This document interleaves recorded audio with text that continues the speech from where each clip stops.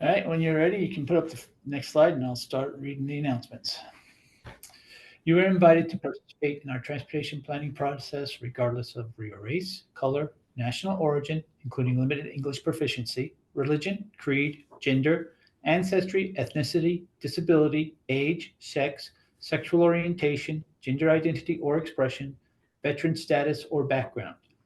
You can read the full notice of your rights and protections at www.bostonmpo.org/MPO underscore NON underscore DISCRIMINATION.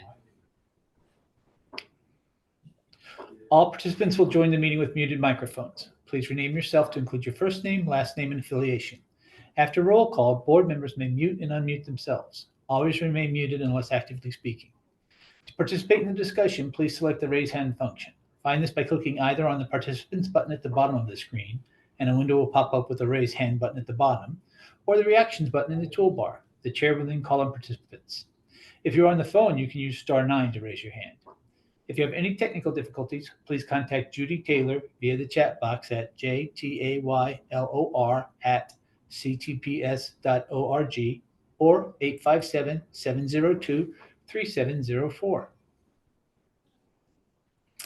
This meeting is accessible to people with disabilities. Zoom products are compliant, with exceptions, with the following standards: Web Content Accessibility Guidelines 2.1 Level AA standards and revised Section 508 standards. If you require any additional accommodations in order to participate fully in this meeting, please contact Judy Taylor of the MPO staff at jtaylor@ctps.org or call her at 857-702-3704.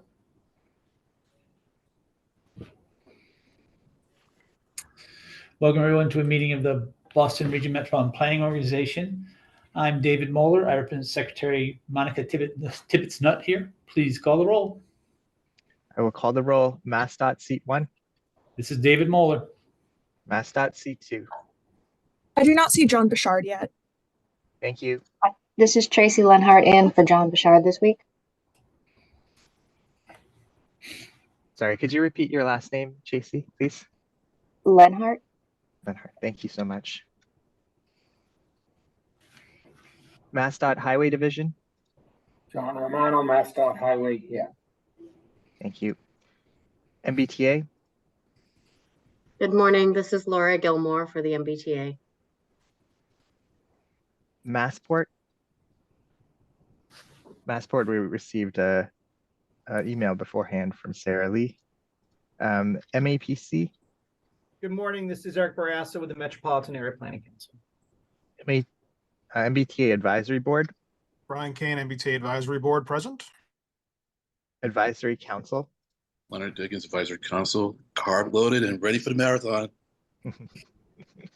Very nice. City of Boston, BTD. Morning, this is Jen Rowe, representing Mayor Michelle Brew and the Boston Transportation Department. Excellent. City of Boston, BPDA. Good morning, this is Joe Blankenship, BPDA alternate, representing Michelle Wu in the City of Boston. At-large city, City of Everett. Good morning, this is Eric Molinari, sitting in for Jay Monty, representing Mayor DiMaria in the City of Everett. At-large city, City of Newton. Good morning, this is David Kozis, representing our Mayor, Ruth Ann Fuller, and the City of Newton. At-large town, Town of Arlington. Good morning, this is John Alessi, representing Select Board Chair Eric Helmuth and the Town of Arlington. At-large town, Town of Brookline. Good morning, Erin Jude, the Commissioner of Public Works in the Town of Brookline, representing Select Board Chair Bernard Green.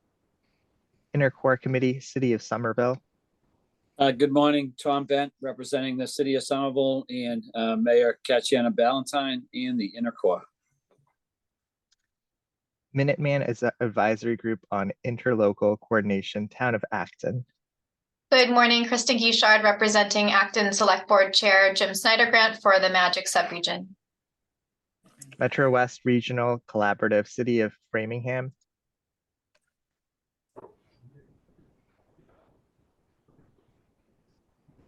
I do not see Dennis Giambetti. Thank you for that. North Shore Task Force, City of Beverly. Good morning. This is Erin Schaefer representing the City of Beverly and the North Shore Task Force. North Suburban Planning Council, Town of Burlington.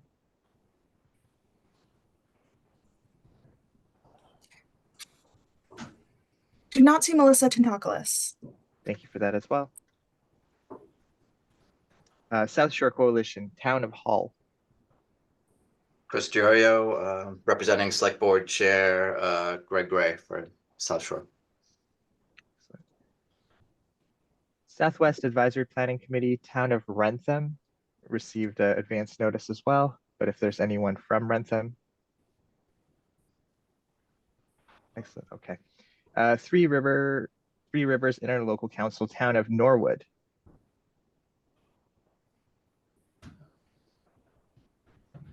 I do not see Tom O'Rourke. I do see Steve Olenoff. Are you acting as our designee today? Awesome. Steve Olenoff, Trick Subregion, Town of Norwood. Thank you, Steve. Federal Highway Administration. Ken Miller, Federal Highway, good morning. Morning. Federal Transit Administration. Not seeing any representatives. Thank you. And that is the roll. Mr. Chair, back to you. Thank you. Next item on the agenda is the chair's report. I don't have one this week, so Tegan. Thank you, David. Welcome, everybody. I'm glad you're ready to go. We have a lot on the agenda today. Next slide, please. Today, I just have I have one staff update. I want to highlight some upcoming in-person meeting dates that we're planning on, and then I'll talk about today's agenda as I typically do. So first of all, I do have a staff departure to share with you all today. Logan Casey will be leaving CTPS and the Boston Region MPO next Friday, February 9th. Just want to highlight for everyone here that Logan began his time at CTPS on the MPO activities team not too long ago in 2022, and he began as an administrative coordinator. He quickly demonstrated his skill and adaptability, and he became then the MPO's capital programming coordinator. So in that role, he's been working on the Transportation Improvement Program, or TIP, with Ethan LaPointe. And he also took ownership of the MPO's Community Connections program and contributed to the development of the Transit Transformation Program and the MPO's operation plan, among other important initiatives. So in those few years' time, he has had a big impact on the MPO. And he's also been a really invaluable part of our team on staff. And so I hope you will both wish him well, thank him for his work, and congratulate him on his opportunity to move into an important municipal role. I'm always really thrilled when our colleagues, when they leave the agency, but stay within our region. And in Logan's case, he'll be the sustainability coordinator with the town of Marblehead. So please wish him well. Next slide. So I wanted to also highlight that we will be, we are planning for some in-person meetings with the hybrid option, the virtual option to attend. And those we anticipate being on March 21st and April 4th. I wanted to highlight that now because they are close to each other. And the reason for that is that that will be when we will be discussing the TIP scenarios. So we have heard from folks that it can be very challenging to really work through the scenarios and the layout of the scenarios purely virtually on screen. So we are proposing to have these in-person days, both to have some hard paper format and also some ability to sort of interact and converse in a different way while discussing those scenarios. That said, please do mark your calendars, and please do plan to bring your laptops if possible on those days, because it can also be helpful to look at materials online. So more instructions will follow through the emails in the coming weeks. But in the meantime, if you have any questions or concerns, let us know. And the next slide, please. Okay, so as we all know, there are quite a few items on our agenda today. So in addition to meeting minutes, we will have 4 action items. One is a work scope that is to carry out the Title VI program monitoring for the MBTA in 2024 and 2025. That will be presented by Bradley Putnam. Another will be a presentation on the roadway safety performance targets by Sam Taylor. We'll ask you for a vote to approve. As a reminder, these are the targets that we discuss each year in different areas. And they're typically talked about in the context of mapping trends. We're seeing them, and we typically align ourselves as the MPO with the state targets in this area. But you are welcome to discuss that when Sam is making his presentation. Then there will also be a UPWP amendment action item. We will ask you to consider this amendment and voting to waive the public comment period. The reason is that this amendment represents sort of collaborative effort between MassDOT and MPO staff to allocate and use some of the funds that are left over or de-obligated from prior years that we had not been able to fully allocate in the past years. So to be able to use them efficiently, we're asking you to consider that amendment and consider moving ahead with endorsing the amendment. And then lastly, there will be an amendment 3 to the federal fiscal year 24 to 28 tip with a vote to endorse that amendment. And the next slide, please. So we'll have 3 different presentations. The first 2 are on work that MPO staff have done. The first will be about the bicycle and pedestrian count database update. Casey Cooper, the program manager for our bike and ped program, will be presenting on that work. And then next, there will be an update from MPO staff on the what is called the MBTA Sources of Community Value work. This presentation will be done by Joe DeLordo. And just for some context, this is a non-MPO funded study, which the board members did discuss and approve a scope in the context of considering the use of MPO staff time on work outside of the MPO funded activities that we do. So you discussed the scope and approved that in that context. And at the time, you also asked that staff come back and provide an update on the work as it was being carried out, which the MBTA supported. And then finally, we will have a third presentation about the financial information that is disseminated at the MARPA, the Massachusetts Association of Regional Planning Agencies. At the annual MARPA meeting, there's financial information that is disseminated to the MPOs across the state regarding what levels of funding we will see both for the metropolitan planning funds as well as the target funds that the MPO selects projects to fund through those target funds. So you'll get an update from MassDOT staff on those allocations. Next slide. So the next meeting will be on February 15th and it will be virtual. And with that, Mr. Chair, I would be happy to answer any questions folks have. Thank you, Tegan. Any questions for Tegan? Seeing none. Next item on the agenda is public comments. Are there any public comments at this time? Seeing none. If you want to comment during the meeting, please raise your hand and we will try to call on you. Committee chairs reports. Are there any? Derek Cravat. Yep, thank you. I'll just mention quickly, like Tegan mentioned, there will be a UPWP amendment on this agenda for consideration. I did send around details of this to the UPWP committee members. I did not hear any negative feedback regarding the amendment. Normally, our process would involve having a full UPWP committee meeting prior to the MPO meeting. Just due to some extenuating circumstances with this one, we were not able to make it work timing-wise, but I just wanted to confirm with folks that nobody objected to our approach this time and just reassure everyone that going forward, we'll continue to follow our normal process for any amendments as time allows. So otherwise, the UPWP for fiscal year 2025 development is moving forward according to our schedule. I believe the UPWP committee will be meeting next in early March. The survey for study ideas closes today. So staff will be analyzing those responses over the next month or so, and we'll come together to review those and other ideas in early March. So thank you. Thank you, Derek. Any questions for Derek? Seeing none. Jen Rowe. Thank you, Mr. Chair. I would like to announce the next TIP Process Engagement and Readiness Committee meeting. For anyone who has struggles with that committee name, I offer you the mnemonic tipper, like Tipper Gore or a person who generously tips. It's helpful to me. The committee will meet the afternoon following the next 15th MPO meeting. You can expect Ethan to send around a draft agenda and calendar invite sometime next week. And we'll be discussing trends in project readiness as well as project scoring. Look forward to seeing you there. Thank you, Jen. Any questions for Jen? Seeing none. Tom Bent. Thanks, Mr. Chair.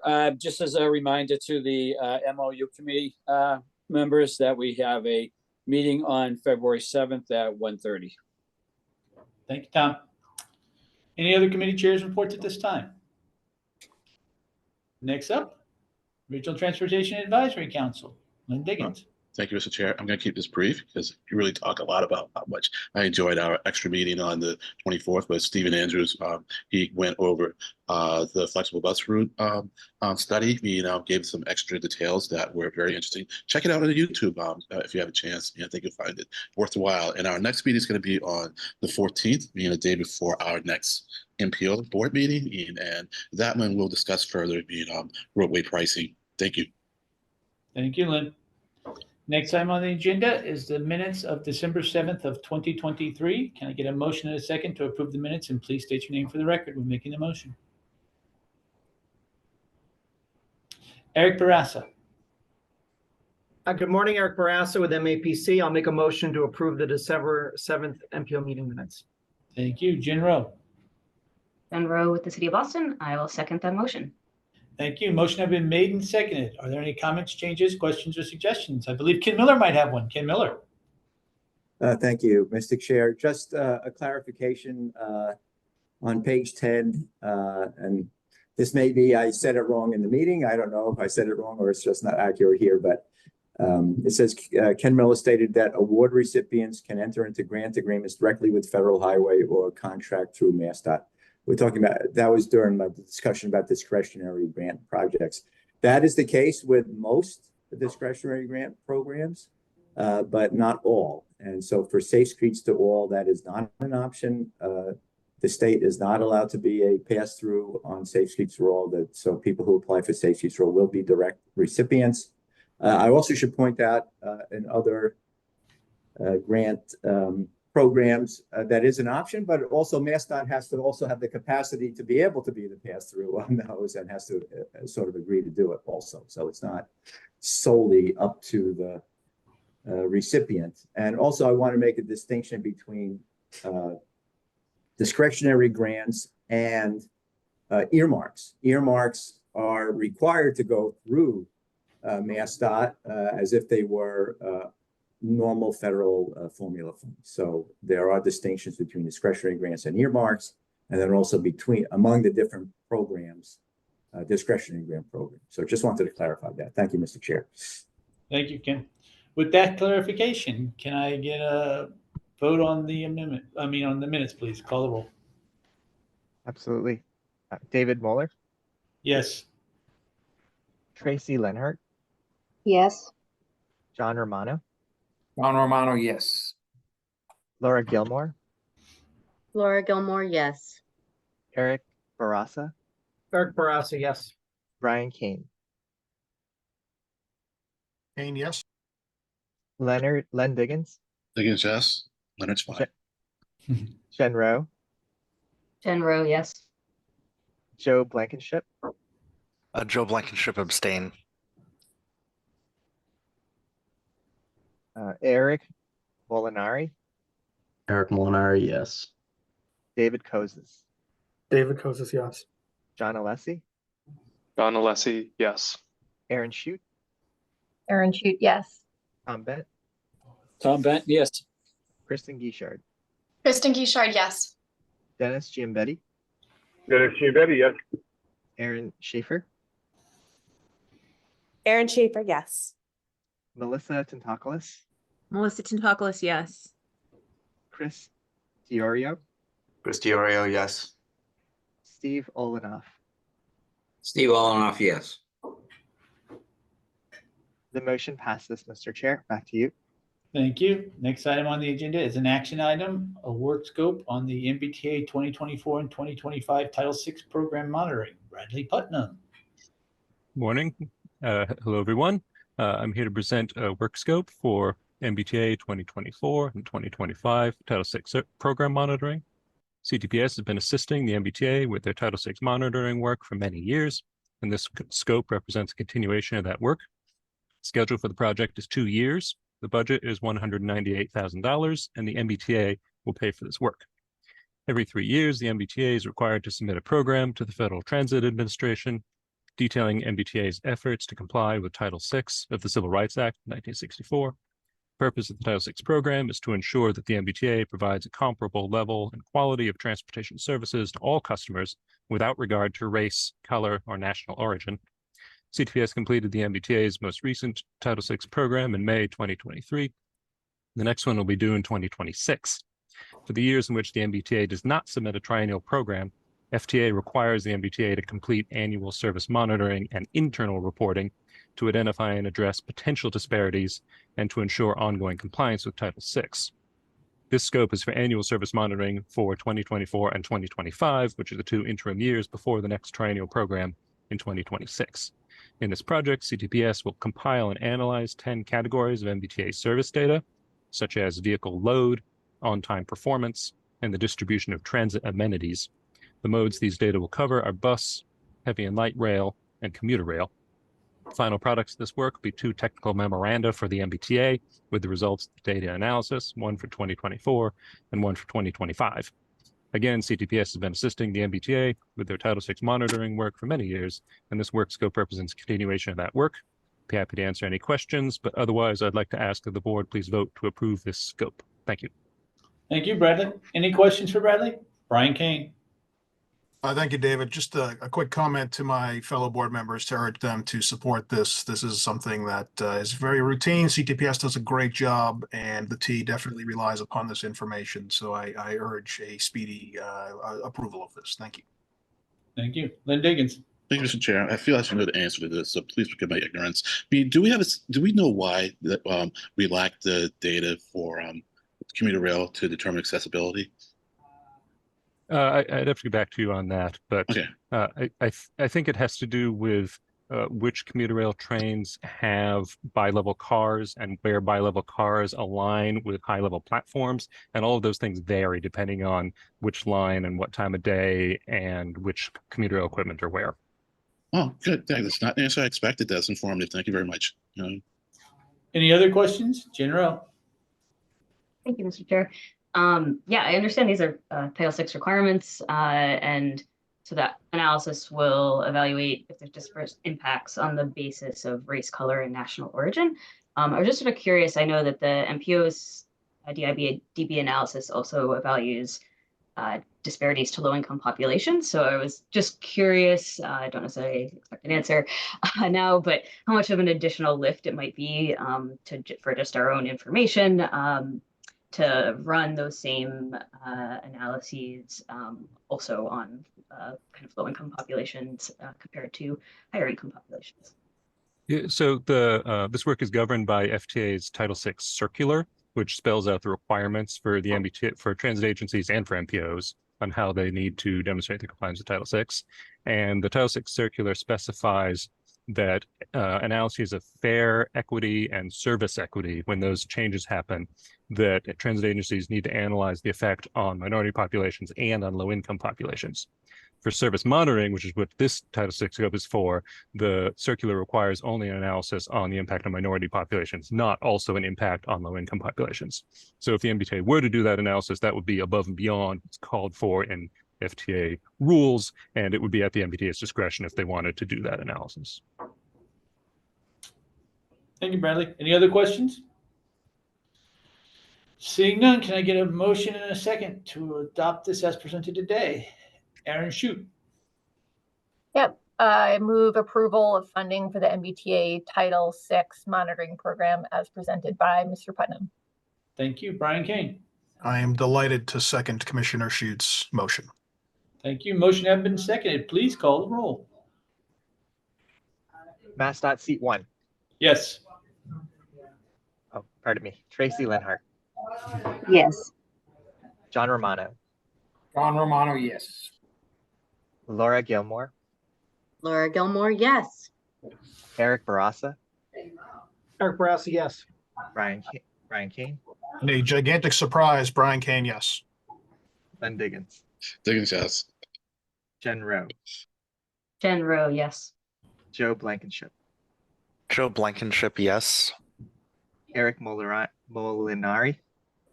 You got it. Eric Molinari, yes. Pardon me. Thank you. David Kozis. David Kozis, yes. John Alessi. John Alessi, yes. Aaron Shute, Aaron Shute, yes. Tom Bent, Tom Bent, yes. Kristen Gishard, Kristen Gishard, yes. Dennis Giambetti. Dennis Giambetti, yes. Could you repeat, please? He said yes. Dennis Giambetti, yes. Excellent. Aaron Schaefer. Aaron Schaefer, yes. Thank you. Melissa Tentaklis, Melissa Tentaklis, yes. Chris Diorio, Chris Diorio, yes. Steve Olenoff. Steve Olenoff, yes. Motion passes. Back to you, Mr. Chair. Thank you. Next item on the agenda is another action item. Roadway safety performance targets. Sam Taylor, whenever you're ready, Sam.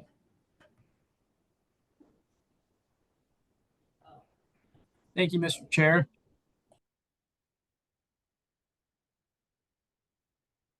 Okay, hi everyone. My name is Sam Taylor. I am the manager of performance-based planning and programming, and today I will be presenting to you the 2024 calendar year roadway safety performance targets.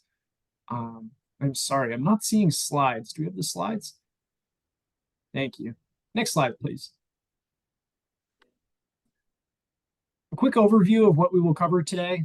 I will provide a refresher on performance-based planning and programming activities. I will quickly describe what the roadway safety performance measures before you are. I will present roadway safety trends as well as the targets that have been set for calendar year 2024. After that, there will be a brief section on future target setting and engagement efforts. And then finally, we will take questions and move to the vote on adopting the CY 2024 roadway safety performance targets. Next slide, please. As many of you may recall, last year we had a full slate of performance targets to cover. Today, we will cover only roadway safety. In future weeks, we will put forth transit safety and transit asset conditions. In the performance target areas on the left side of the screen, the 2- and 4-year targets will be updated in future years, with the exception of greenhouse gas emissions, which is a new required performance area as of November 2023. The roadway safety targets that will be put before you in a moment are 2-year and 4-year targets that are realistic, increase in aggressiveness over time, and are in no way aspirational. They are targets that we expect to help the Commonwealth reach. Next slide, please. For a quick refresher on the target setting process, USDOT has established, depending on how you group them, 6 performance target areas with a handful of measures within each. The state or MassDOT sets statewide targets on all of these measures, and within 180 days, MPOs must choose to support the statewide targets or set separate targets for the MPO area, which is the step that we are on today. Next slide, please. So occurring at the conclusion of this presentation, the requested action of the MPO board today is to take a vote on the MPO's adoption of MassDOT's CY 2024 roadway safety targets. Next slide, please. Displayed here on the screen are the 5 performance measures on which the board will be asked to adopt targets. These are number of fatalities, rate of fatalities per 100 million vehicle miles traveled, number of serious injuries, rate of serious injuries per 100 million VMTs, and the number of non-motorized fatalities and non-motorized serious injuries. All of these measures are officially calculated as 5-year rolling averages, and the long-term goal is to achieve 0 for all 5 of these measures. Next slide, please. As you will see here, there are 2 targets for each of the 5 measures. The first column of targets are 2-year targets, meaning that these are set through 2024. They are called 2-year targets since 2022 is the baseline year of the data, and the time between 2022 and 2024 is 2 years. The 4-year targets have a similar definition, with 2022 being the baseline year. These targets are set to mark the end of 2026, and there are 4 years between those 2 markers. And as previously stated, the state's long-term target for all measures is 0. Next slide, please. So before we display a few charts on recent performance, we would like to bring forward a few contextual considerations to your attention. MassDOT and the Executive Office of Public Safety and Security have proposed calendar year 2024 roadway safety targets that respond to recent trends. The 2-year targets for all 5 measures are less aggressive than the targets that were adopted by this board last year. However, the 4-year targets are more aggressive than those 2-year targets based on projections of improved outcomes in the near future. States must meet targets or make significant progress as determined by the Federal Highway Administration in 4 of the 5 performance measures. State DOTs that have not met or made significant progress toward meeting safety performance targets must 1, use a portion of their obligation authority only for HSIP projects, and 2, submit an annual implementation plan that describes actions the state DOT will take to meet their targets. Next slide, please. Here shown are the 5-year rolling averages for roadway fatalities. There was an increase in the average number of fatalities for 2018 to 2022 as compared to 2017 to 2021, primarily due to the uptick in fatalities in 2022. On the right, you will see the 2-year target of 377 and the 4-year target of 362, which are decreases compared to the baseline period of 2018 to 2022, which is the most recent 5-year period that we have data for. Next slide, please. Similarly, for the fatality rate on roadways, the rate both in the region and statewide rose again during the 2018 to 2022 period due to an uptick in fatalities per 100 million vehicle miles traveled during the year 2022. As with the targets for raw numbers for fatalities, the fatality rate establishes desired decreases to 0.61 and 0.54 fatalities per 100 million vehicle miles traveled in its 2-year and 4-year targets, respectively. And those are the green triangles on the right side of the screen. Next slide, please. As one might expect, when there is a rise in fatalities, serious injuries also increased in 2022, pushing up the 2018 to 2022 rolling average as compared to the 2017 to 2021 period. The 2-year target of 2,708 is equal to the most recent 5-year window of performance, and the 4-year target aims for a nearly 4% decrease to 2,603 average serious injuries. Next slide, please. The serious injury rate per 100 million vehicle miles traveled show a corresponding uptick in serious injury rates, both statewide and in the Boston region. And the 2-year and 4-year targets aim for a decrease in serious injuries to 4.36 and 3.91 per 100 million VMT. Next slide, please. This graph covers non-motorized fatalities and serious injuries, which are individuals not operating vehicles nor passengers in a vehicle. So people walking, biking, and rolling. These include pedestrians, cyclists, and other non-motorized forms of transportation. Non-motorized fatalities and non-motorized serious injuries are reported as one combined metric as per federal guidance. The next set of 2-year and 4-year targets aim for progressive decreases in non-motorized fatalities and serious injuries. Next slide, please. This graph shows the raw 5-year rolling averages of non-motorized fatalities themselves, and this is excluding serious injuries. These totals increased at the state and regional level following an unfortunate national trend of worsening outcomes for non-motorized individuals. Next slide, please. And while there's no target to be set for this metric, this graph shows the annual number of vehicle miles traveled in hundreds of millions in the state and in the region. This metric is the denominator in both the fatality rate and serious injury rate. The reason this trend is important is that the number of vehicle miles traveled can affect the calculations of those two rates. For example, in 2020 and 2021, fatality rates and serious injury rates increased since the rate of actual driving decreased faster than total fatalities and serious injuries, which is a trend associated with the COVID-19 pandemic. Next slide, please. So to summarize the safety trends that cover the latest 5-year period of 2018 to 2022, The lingering effects of pandemic-related driving persisted in 2021 and 2022. There were fewer vehicle miles traveled, but at higher speeds, which contributed to worse crashes and fatalities and serious injuries. There has also been a continued worsening of motorcycle-involved outcomes. And also after a dip in 2019 and 2020 across the state, there was an increase in the percentage of fatalities that were in people that were vulnerable road users, including pedestrians and cyclists. So people walking, biking, and rolling. Next slide, please. As stated, new safety-related provisions continue to be implemented through the Strategic Highway Safety Plan and the Federal Bipartisan Infrastructure Law. The Commonwealth's Vulnerable Road User Assessment, completed this past year, was conducted as part of an increase in available HSIP funds that are dedicated to improving safety for vulnerable road users, which again are people walking, biking, and rolling. Regionally, the MPO has just onboarded a Vision Zero planner who will manage the creation of a Vision Zero action plan, which has a special emphasis on vulnerable road users and equity and transportation safety.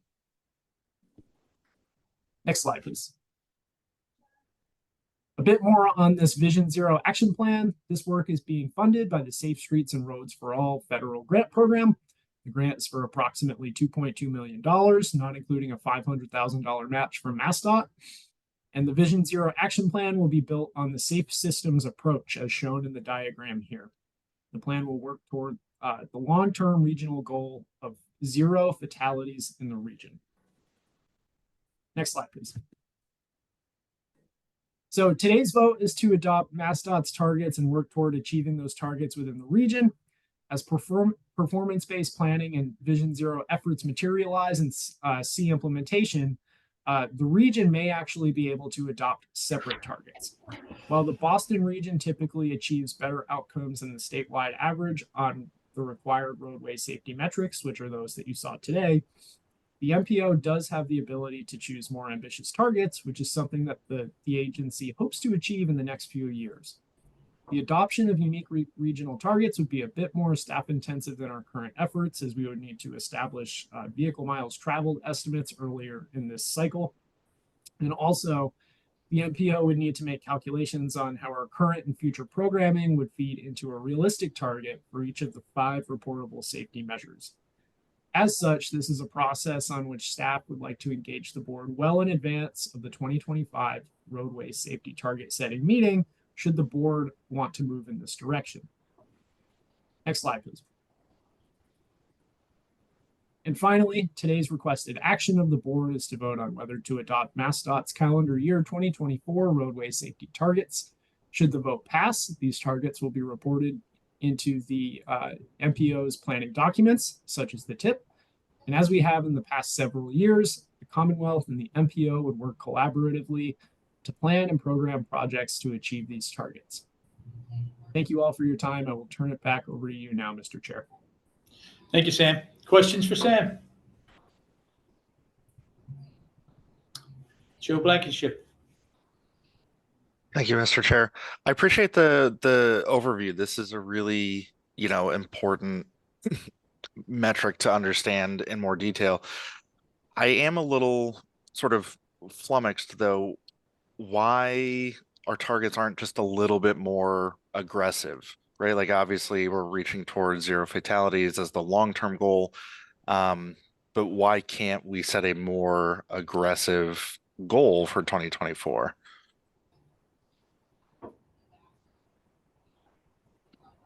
Yes, thank you, Joe. So it's important to note that these targets are the state's targets that customarily in the past the MPO has chosen to vote to adopt. So essentially what we're doing is saying that the Boston Region MPO will put forward programming that will help the state to achieve its roadway safety targets.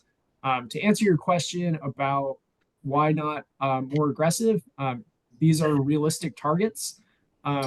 We are more or less required to meet these targets, and if not, make significant progress toward that as as interpreted by the FHWA. These targets are also in response to recent safety trends, but also take into account programming that we have put forward in recent years. Thank you, Sam. Bonnie, do you want to talk about how the state sets its target? And introduce yourself, Bonnie, for those who don't know you. Oh, I think Bonnie put her hand down. Never mind, Bonnie.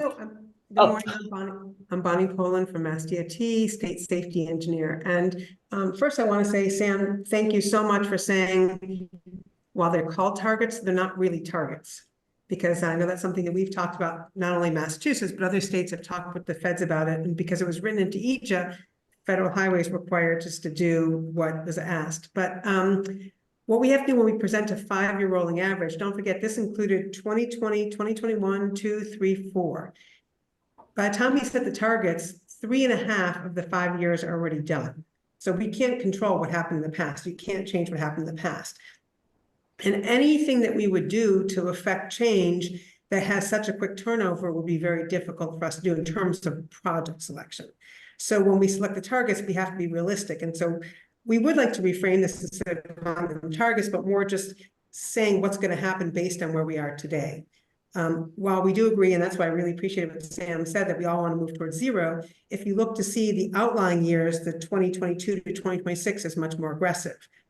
What we had to show in the 2020 to 2024 is what happened in 2020, 2021, 2022, and where we are trending in 2023, which is halfway done. So by the time we prepare the targets, we're already in July when we submit them to the feds, based on information that also came in earlier in the year. And so what we had done is we said in 2023, we are pretty optimistic that the numbers are going to come down to what they were pre-COVID levels. And in fact, they did. We were hoping to see 343. We ended up with 346 fatalities. And while it's still 346 deaths, it's more than we want, it's getting back to pre-COVID levels. And so, again, the short-term targets are what we realistically are seeing already in place. And then as we move forward into the longer-term targets, we're taking a nosedive. We saw a 30% reduction in fatalities between 2022 to 2023, a 30% reduction. A lot of that is behavioral that we can't control from infrastructure side, but there is more infrastructure work that can be done. So again, when we look at targets, it's a lot more than just infrastructure components. So I hope that at least makes you start thinking about what we had to incorporate when we did this. Thank you, Bonnie, very much. Brian King.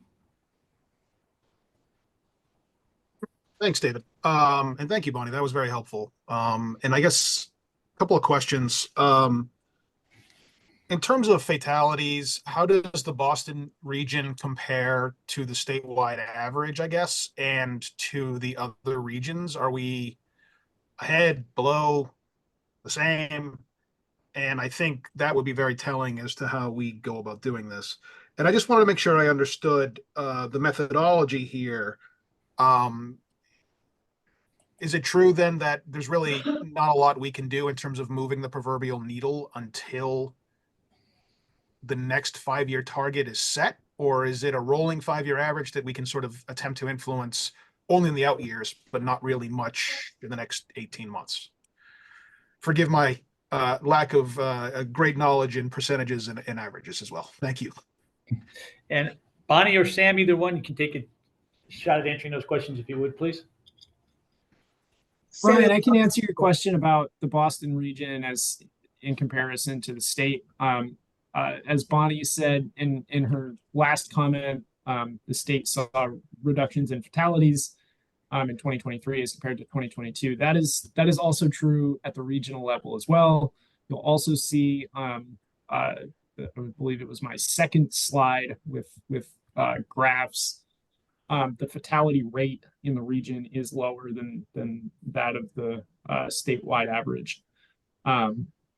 However, similar to what Bonnie just explained, she basically, yes, both the targets and the performance that have been reported include, while a 5-year rolling average, include years that are in the past. So while we can move the needle in the next year, 2 years, 3 years, 4 years, every year that data is only 20% one of the 5 years of that 5-year rolling average. And Bonnie, if you have anything to add, please feel free.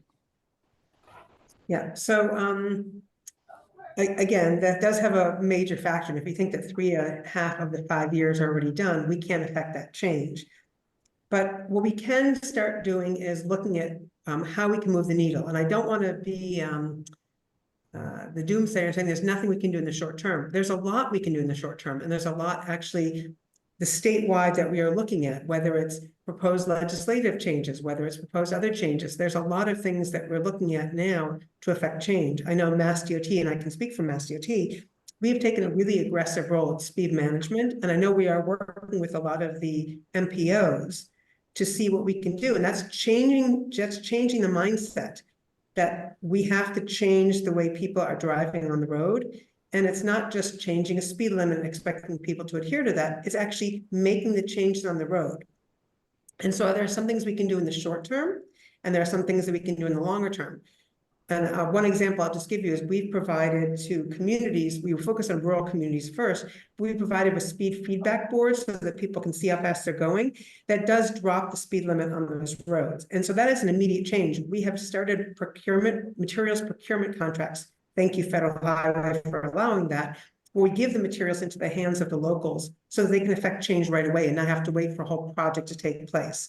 So I know that we are moving in that direction and trying to get projects out faster, whether it's large scale infrastructure projects or also materials procurement that we can give that also affect change. So I don't want to say there's things that cannot be done in the short term. There's a lot of things that can be done in the short term. We just have to get more aggressive and double down on those.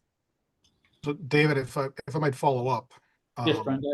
So can one of you please speak to why, in your professional opinions, the trend is down in the Boston region? If it is, I mean, Bonnie, you mentioned we're doing stuff in rural areas, and I appreciate that. And the Boston region has rural areas. But I'm just curious if the congestion we're seeing on state highways has slowed down cars, and that's a good thing in many ways, I guess. Yeah. You don't have to say that. I'll say that. Okay. Well, I will just say there is a balance between mobility and the expected speed in which people can travel. So when you have that highly variable speed, that causes some issues. But when we have more vehicles on the roads with lower speeds and the speed is less variable, that helps to contribute to safer roads. And I think that's one of the reasons, one of many reasons why we saw some issues during COVID. When you had less vehicles on the road, you had behavioral changes. And so when you ask what caused some of the changes, we had a lot of, we had less seatbelt use rate. So less people were wearing seatbelts than they had been before COVID. That seatbelt use rate has picked up again now. So you can say it's a behavioral change during COVID, but then now that has not lasted and the seatbelt use rate is coming back up. We had an increase in impairment, an increase in distracted related fatalities. So those, I want to say, behavioral kind of components that relate to what we were seeing in terms of fatalities has been dropping. It did pick up during COVID, and it's dropping again now. I do think the congestion in the Boston MPO has contributed to its safer, if you want to call it that, rate of fatalities. And just one final thing, David, sorry. I guess I would suggest to my colleagues on the board that we approve this today, because it sounds like there's not a heck of a lot we can do in the short term, but as we come into the 5-year target setting process, I think we need to get much more aggressive and really encourage municipalities that host state roads, and also encourage the highway department to make a concerted effort to slow down cars. We're seeing the results in terms of safety, and if it means a little more congestion for a safer Massachusetts, then I think that's something we all could support. Thank you very much. Thank you, Brian. Lynn Diggins. And we can also pick projects that emphasize safety more.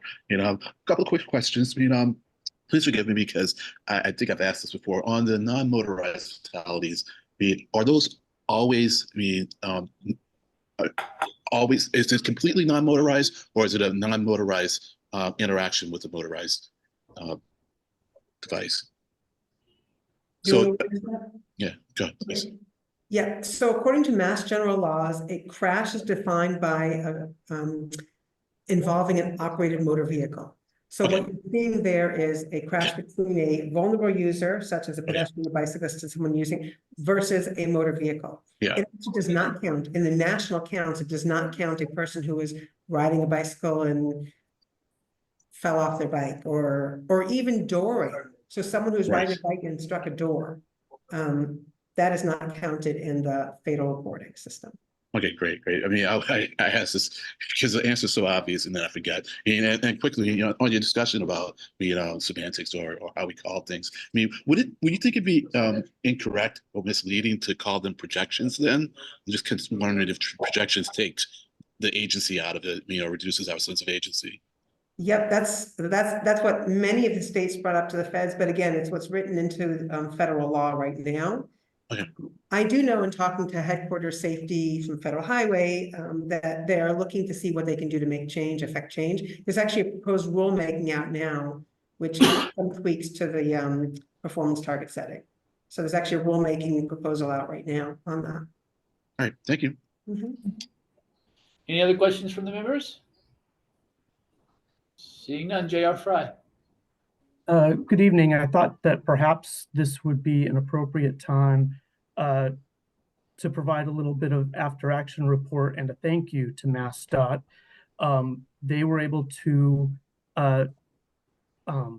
be flexible in their approach in approving a project. I believe it was under a bicycle safety element, but it involved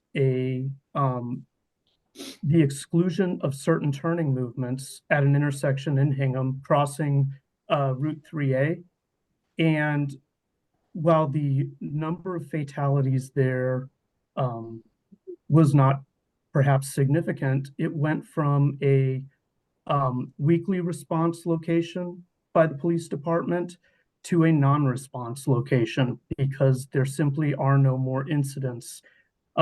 Even when people violate the signage and roadway indicators, they are forced to do so in a much safer manner, and they aren't trying to make that intersection cross at speed. And so, thank you, MassDOT. Thank you for the flexible approach in getting an unsafe intersection significantly improved for us. Thank you for letting us know. Jinro. Sure. I just wanted to note that I'm excited and about I saw both in the memo and in the presentation that the Vision Zero program that the staff are embarking on should position us to be able to have region-specific targets. So my question is there anything else staff might need to kind of get us into a place next year at this time or earlier to be able to for us to have a conversation around those kind of region-specific targets? Tegan, you want to take this one or Sam? This is about whether staff needs more stuff. Tegan, maybe you should answer. Well, I think that we also have to consider this as part of the new greenhouse gas targets that are being set. And so that will be coming up sooner than next year. That'll be coming up much sooner. So we have to sort of pivot already to think about it in that context. And from there, we'll sort of understand better the level of effort. But I do hear the request, and I think we should definitely talk internally about what it will take in terms of capacity and then come up with a way to have that conversation next year. Thank you, Tegan. Any other questions? Seeing none, I need a motion and a second to adopt these targets, the statewide targets as presented today. Eric Barassa. Eric Barassa, I'll make a motion to adopt the statewide roadway safety performance targets as presented today. Thank you, Jinro. I will second that motion. Motion has been made and seconded. Please call the roll. David Moeller, Yes. Tracy Lenhart, Yes. John Romano, John Romano, yes. Laura Gilmore, Yes. Eric Barassa, Eric Barassa, yes. Brian Kane, Kane, yes. Glenn Diggins, Diggins, yes. Jen Rowe, Rowe, yes.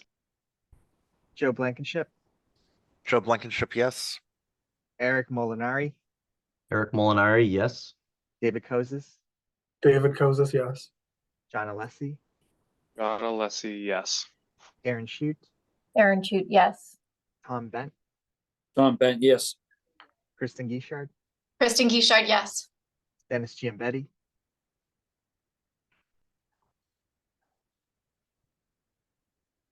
I'll return. Aaron Schaefer, Aaron Schaefer, yes. Melissa Tintaklis, Melissa Tintakis, yes. Chris Diorio, Chris Diorio, yes. Steve Olenoff, Steve Olenoff, yes. Dennis Giambetti.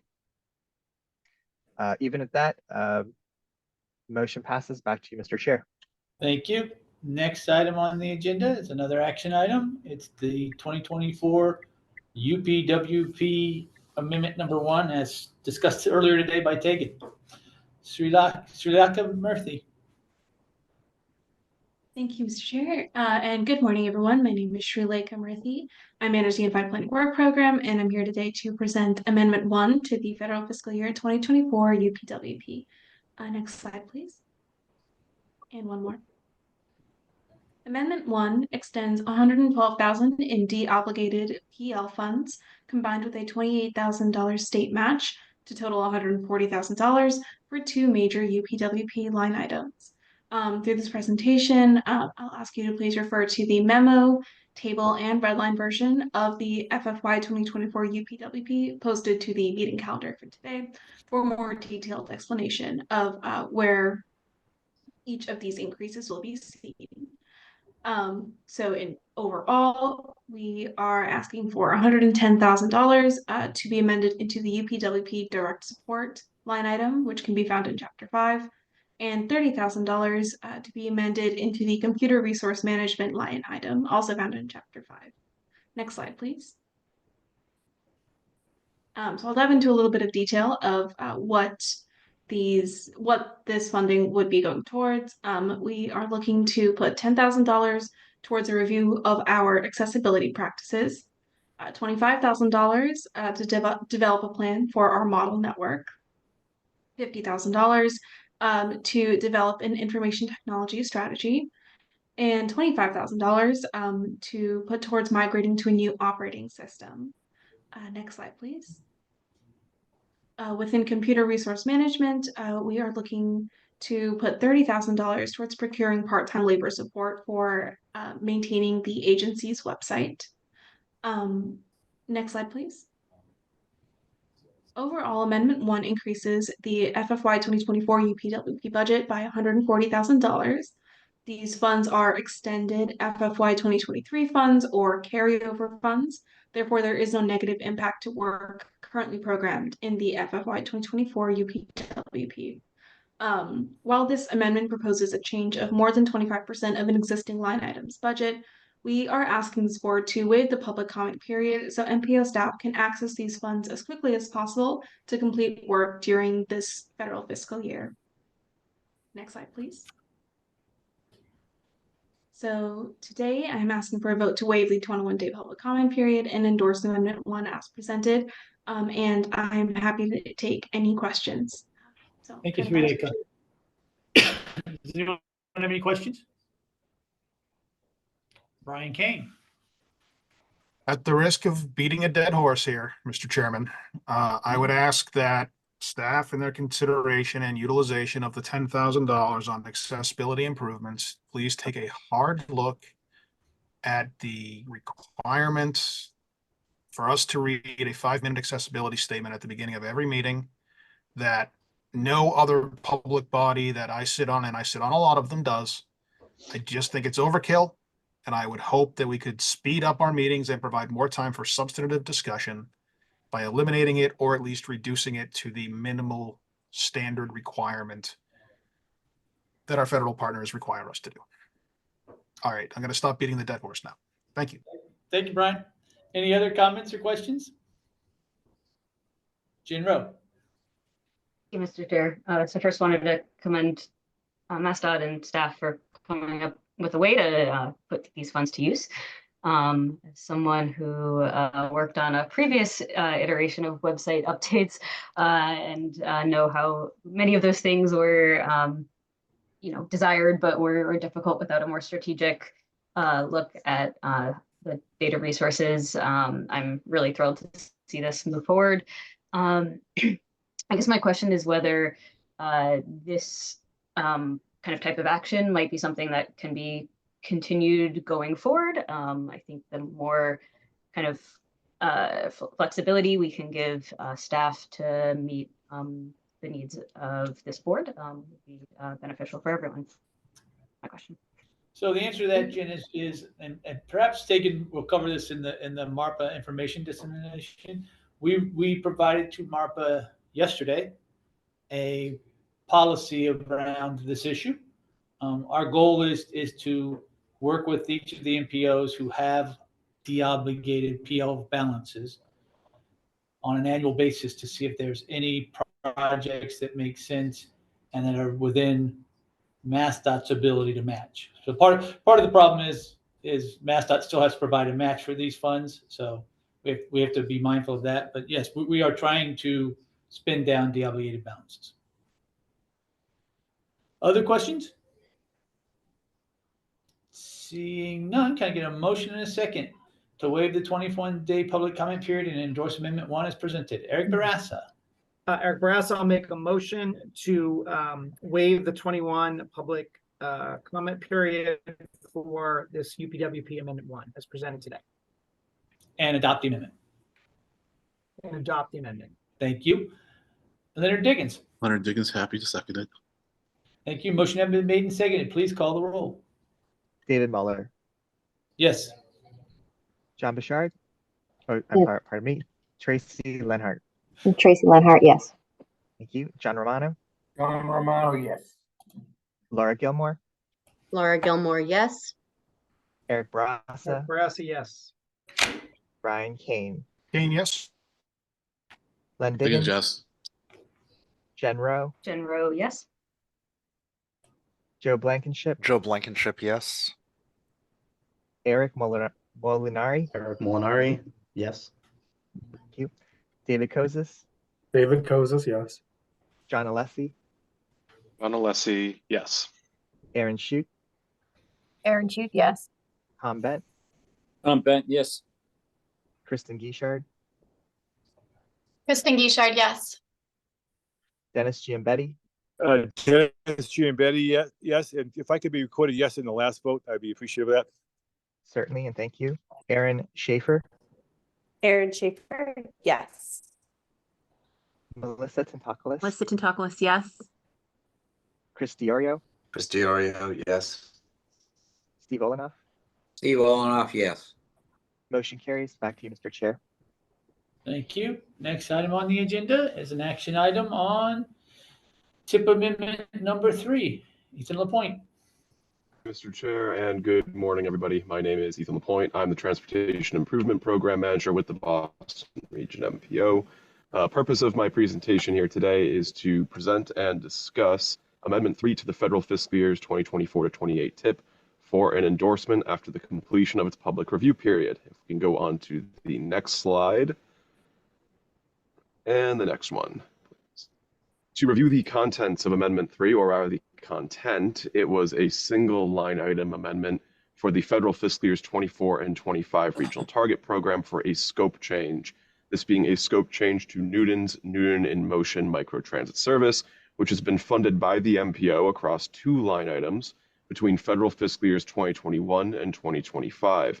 The scope change that was requested and considered here was to focus on prioritization of trips for seniors and persons with disabilities rather than a previously more broad ridership demographic due to resource constraints on operating the project. We can go on to the next slide, given that this was an amendment to the Federal Fiscal Years 24-28 TIP. There was a 21-day public comment period, which commenced December 22nd, 2023, and concluded on January 12th, 2024. Posted on the meeting calendar for this amendment and its consideration were 2 public comment letters that were received by MPO staff The first being one from the City of Newton expressing support for the proposed change, and the second being from the Metro West Regional Transit Authority, also expressing support for the scope change for Newton, but also identifying the need for flexibility in adapting scopes of work for microtransit pilot projects in the future, given that many of these projects are utilizing newer technologies and are obtaining new information and working to adapt their scopes to that information as they go through their 3-year pilot period. Go on to the next slide.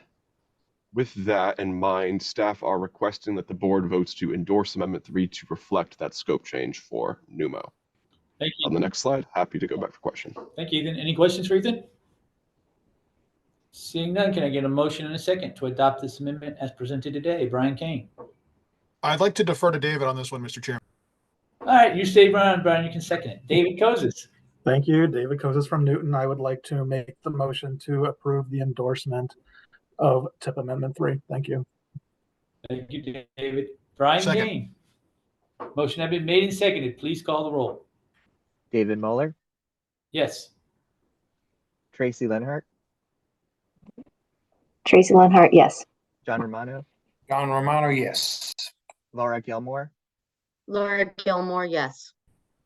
Eric Barassa, Eric Barassa, yes. Brian Kane, Kane, yes. Len Diggins, Diggins, yes.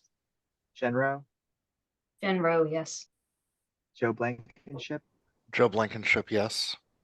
Eric Molinari, Eric Molinari, yes. David Kozis, David Kozis, yes. John Alessi, John Alessi, yes. Aaron Shute, Aaron Shute, yes. Tom Bent, Tom Bent, yes. Kristen Guichard, Kristen Guichard, yes. Dennis Giambetti, Dennis Giambetti, yes. Aaron Schaefer, Aaron Schaefer, yes.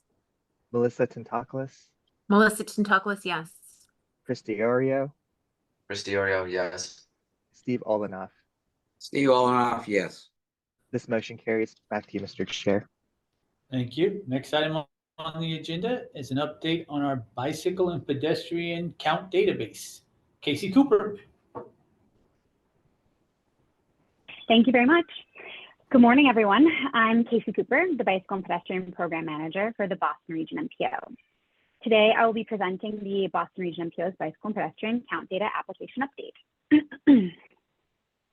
Next slide, please. And the slide after that. Thank you. Before we begin, I would like to clarify that I will be mentioning bicycle and pedestrian data throughout this presentation. When I do, I will be speaking about count information that documents the number of people observed walking and rolling at locations in the Boston region. Next slide.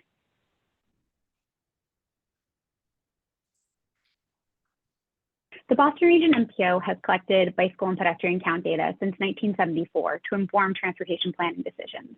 Gathering data about the number of people walking and rolling provides the opportunity to evaluate long-term trends, estimate demand for bicycle and pedestrian access, and assess changes in usage before and after projects are implemented.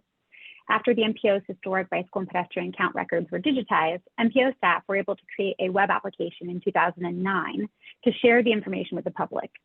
In January 2023, the MPO board funded a discrete project to update the original application to make the data more accessible to a variety of users.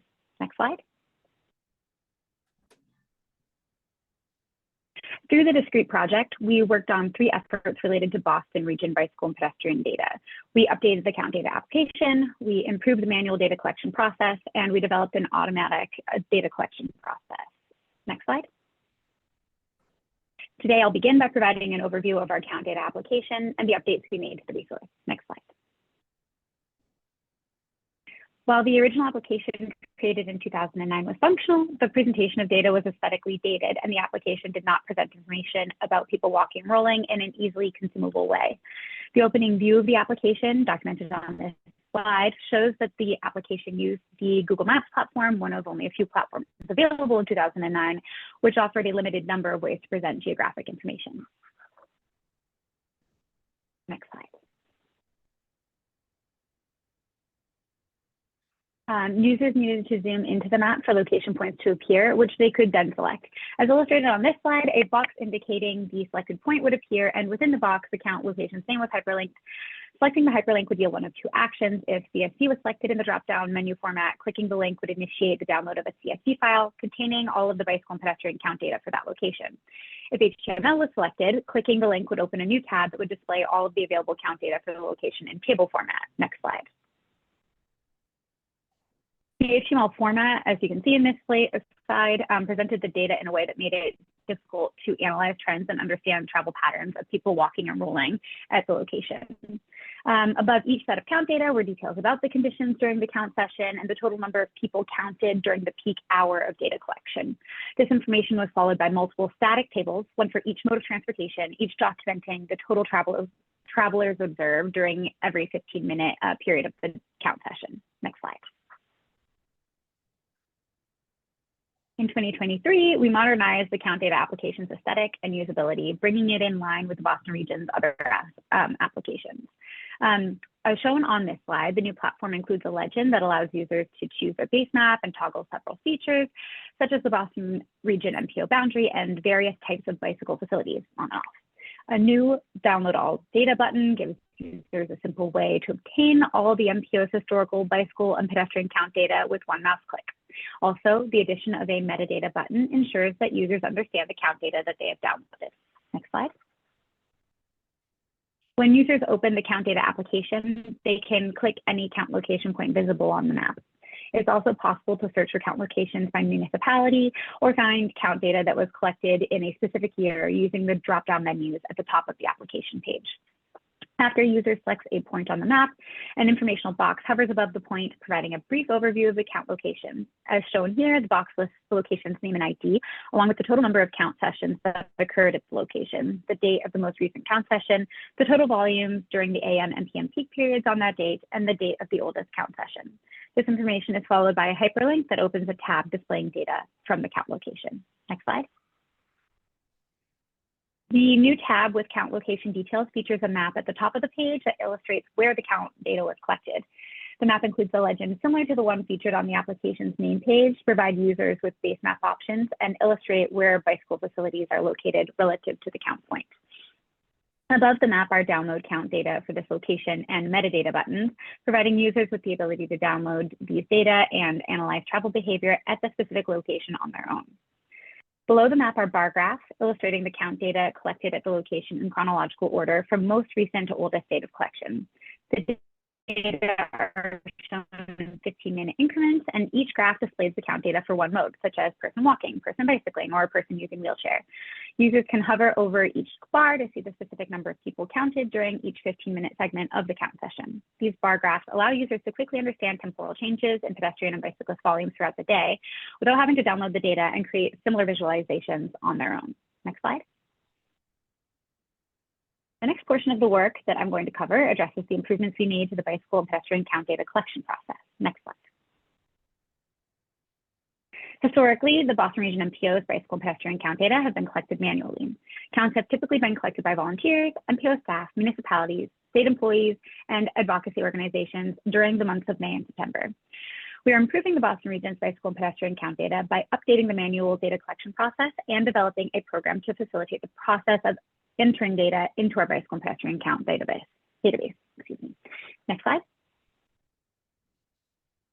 We've developed a new bicycle and pedestrian count data collection spreadsheet that we will encourage all data collectors to use when they submit manually collected bicycle and pedestrian count data going forward. In the past, both an Excel spreadsheet and a PDF had been shared for data collection, but the two formats differed. This complicated data standardization once the count information was submitted to us. Processing data submitted using the PDF template was especially difficult because data were often submitted as an image of handwritten notes on a printed copy of the PDF document.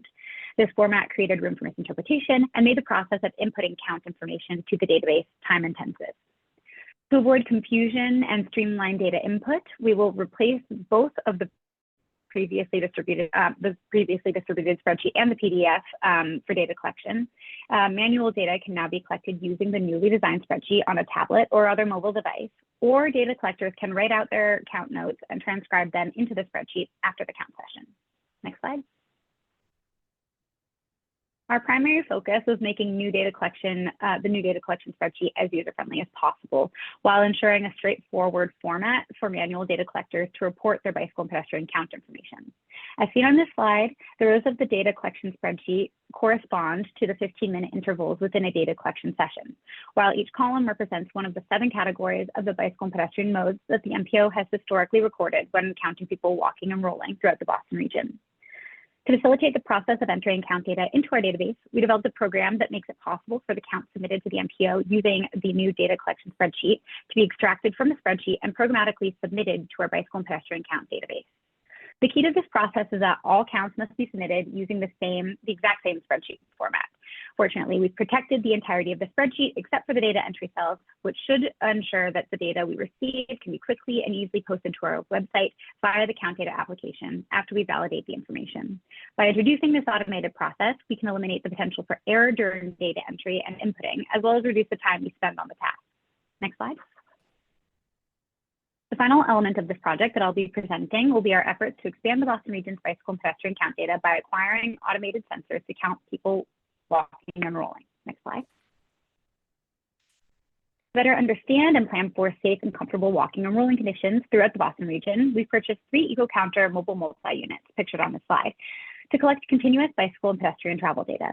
The ability to constantly gather information about people's walking and rolling behavior will provide insight into temporal variations within a given day, as well as differences between travel choices on weekdays, weekends, and holidays at the same location. Gathering this information would be logistically challenging and prohibitively expensive to collect manually.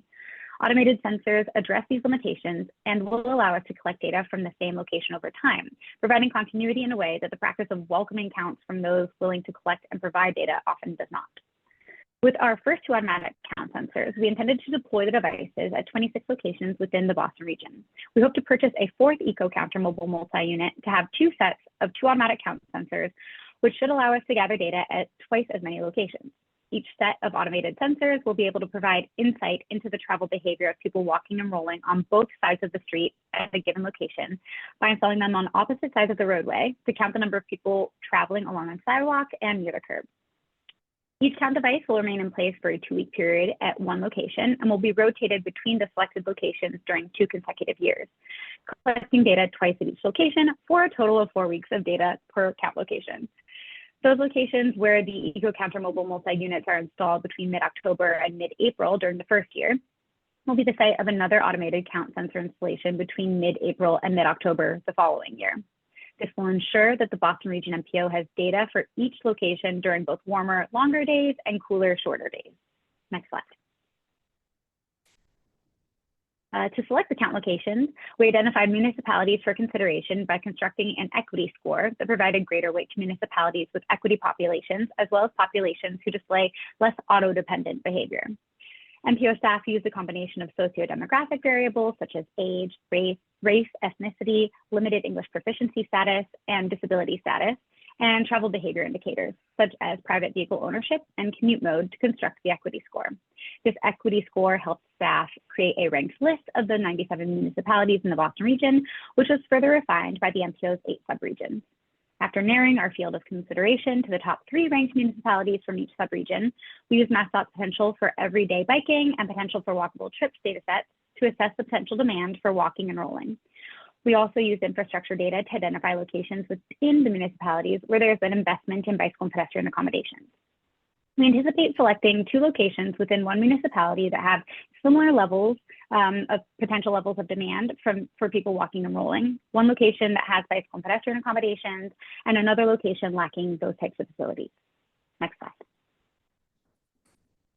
We were able to accomplish a considerable amount through this discrete project, but we still have more work planned to continue improving the Boston Region MPO's bicycle and pedestrian count data. Next slide. During federal fiscal year 2023, we worked on modernizing the user interface and user experience of the MPO's bicycle and pedestrian count data application, focusing on improving the front end of the application. Unfortunately, we weren't able to replace the middleware used to communicate between the client side of the application, which is the part that runs on the web browser, and our backing database. The next phase of work on the application will entail connecting the public side of the resource to the database containing the count and count location data by means of a layer of middleware software. The current lack of middleware for this version of the bicycle and pedestrian count data application limited our ability to include some desired features on the application's front end, but we've compiled a list of improvements that we would like to implement in the future. The first one that we would like to incorporate is the ability to search for count data within a range of years. The application currently allows users to search for count data collected during a specific year, or by default shows data from every year that the count data are available. We would like the addition of a location type drop-down menu that would allow users to view all the count data collection points located along a street segment, at a street intersection, along a bicycle pedestrian facility segment, or at a bicycle pedestrian facility intersection. We'd like the addition of a bicycle pedestrian facility drop-down menu that would allow users to view all the count data that are available for a given facility. We'd like the ability to view which count locations have data for multiple years, the ability to visualize how the count volumes at a location have varied over the years by mode.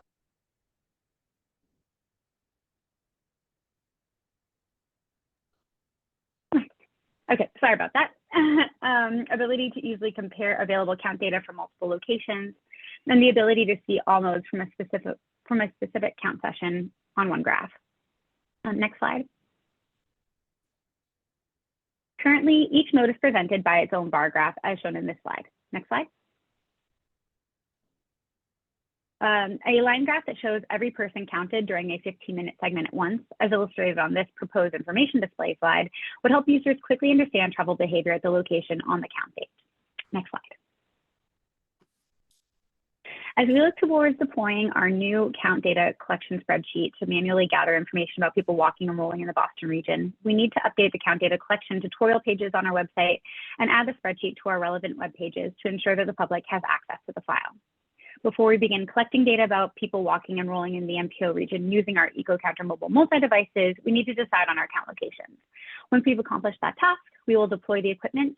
We hope to increase the number of locations where we're able to collect information about the number of people walking or rolling for continuous 2-week periods of time by adding a 4th mobile multi-EcoCounter sensor to our collection. Next slide. Our goal is of continuing to refine the count data application, improve our manual data collection efforts, and grow the Boston Region MPO's automatically collected bicycle and pedestrian count data are all endeavors that require financial investment and staff time. My hope is that with the MPO board support, we are able to expand the Boston Region MPO's bicycle and pedestrian count data and improve stakeholders' experience interacting with the information that we share via the count data application. Next slide. Thank you all for your time this morning. I would like to express particular gratitude to Ben Kret for his incredible work updating the count data application and developing the program to facilitate the process of entering data into our bicycle and pedestrian count database. I'm presenting the work, but he's the one who was able to make the ideas a reality. I also really appreciate all that Ronak Basu has contributed to his creation of the equity score that we're using to select the locations where we will install our automated sensors for 2-week periods of time.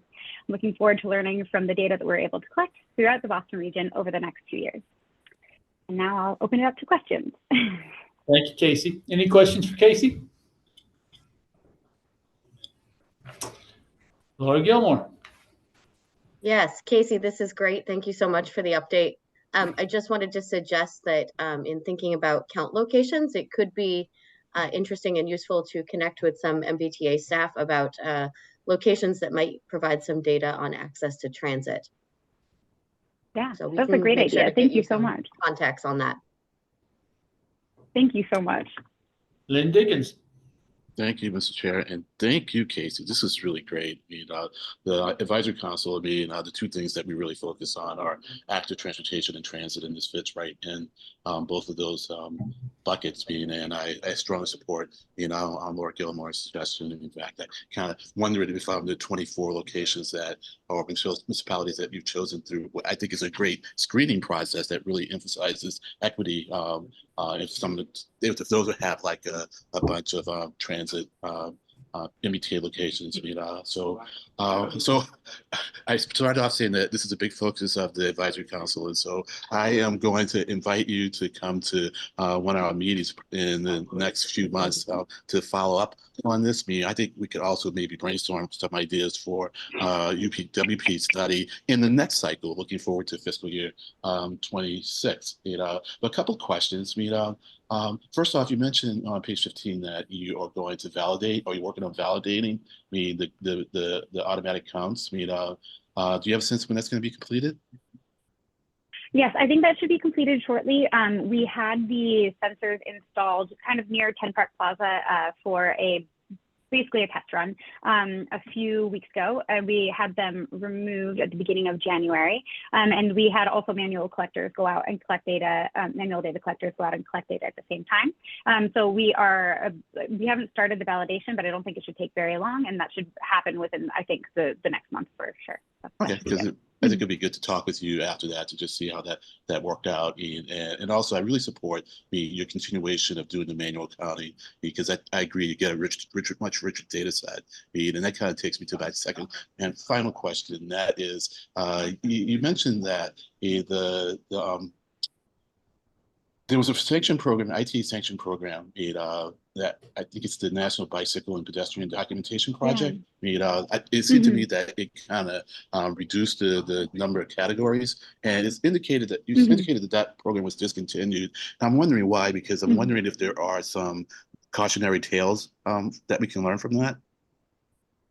I think that's a very good question. I'm actually curious as well. I tried following up with them when they didn't post new dates. That was essentially how we used to choose our May and September count dates, was we went off of what that program was suggesting, so that we would, in theory, the idea was that the entire nation would have bicycle and pedestrian count data for the same week in May and the same week in September. So you could do like a national comparison.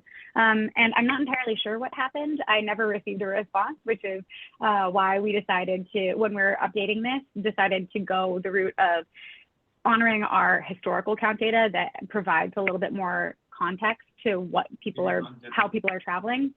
And then also it will help us, as you were pointing out, with the automatic sensors. They don't differentiate between, aside from someone who rolls over the tubes essentially, or someone who passes by the beam, so that's a pedestrian or a bicyclist, according to the automatic sensor.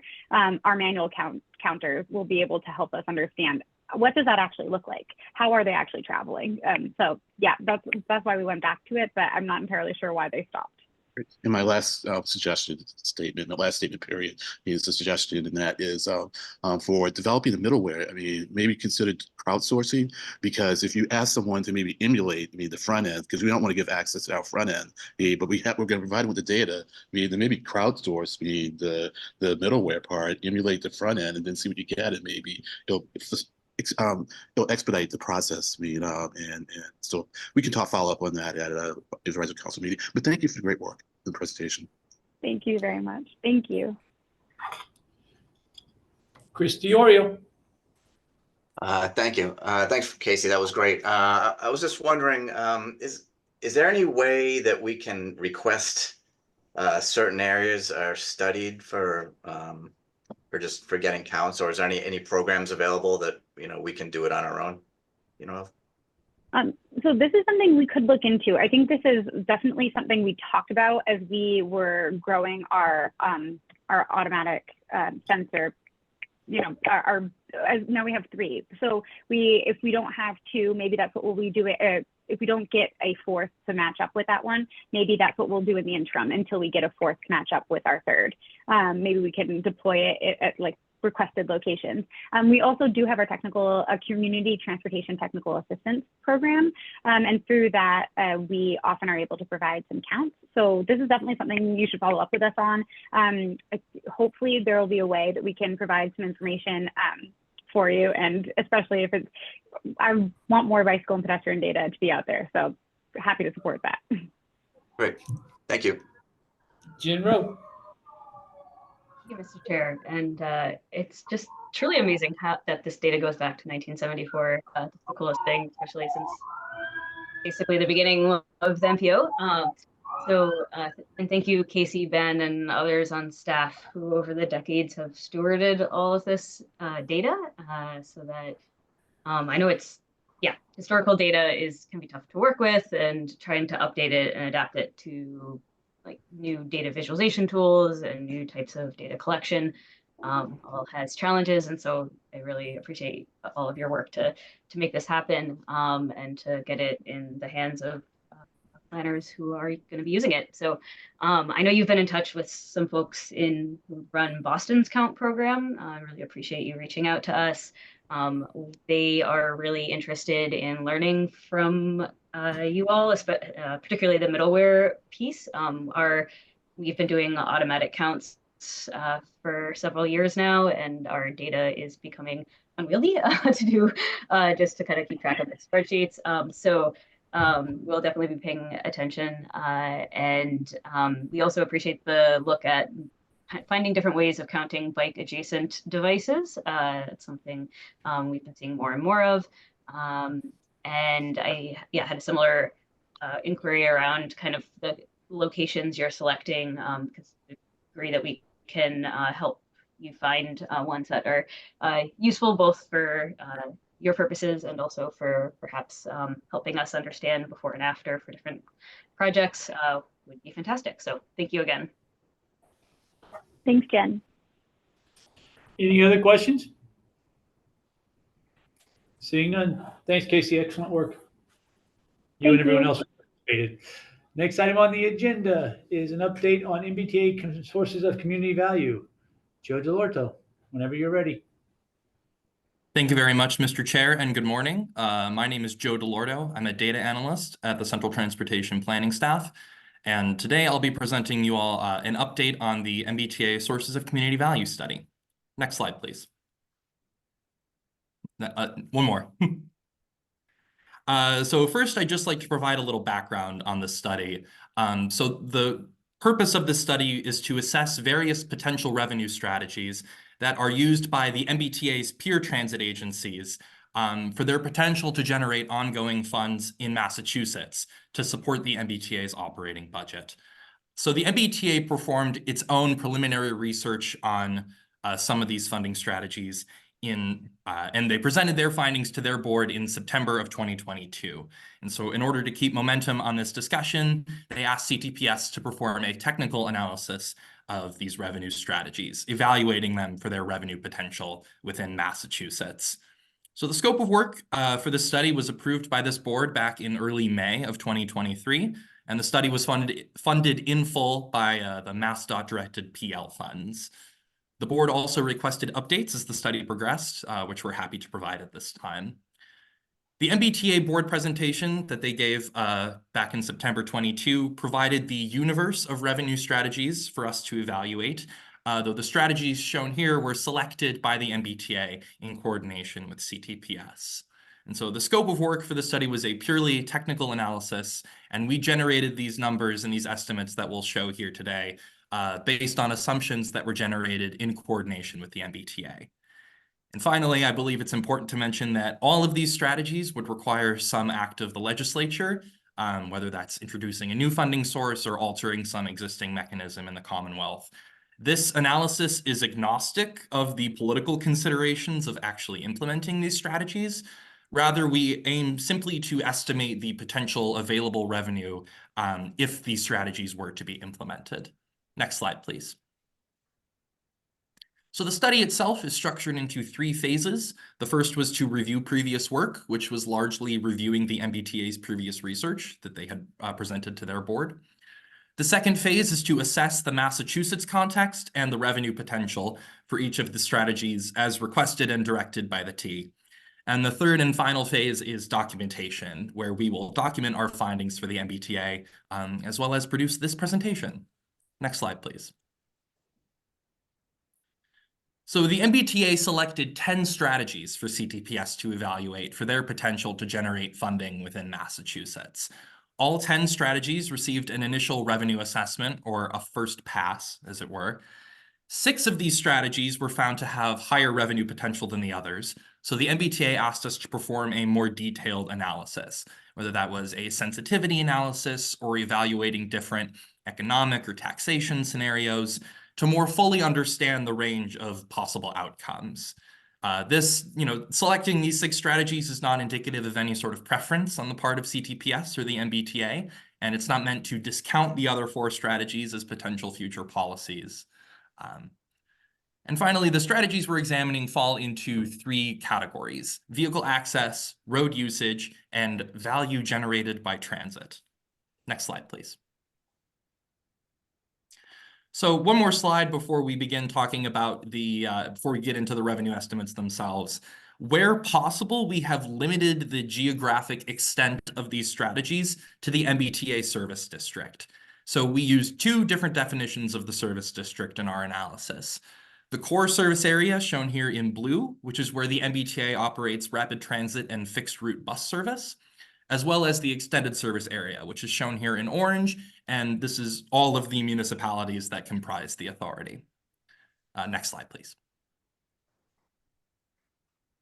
All right, so now we will begin talking about the revenue strategies and their estimated revenue. So vehicle access fees would charge for the ownership and use of a private vehicle.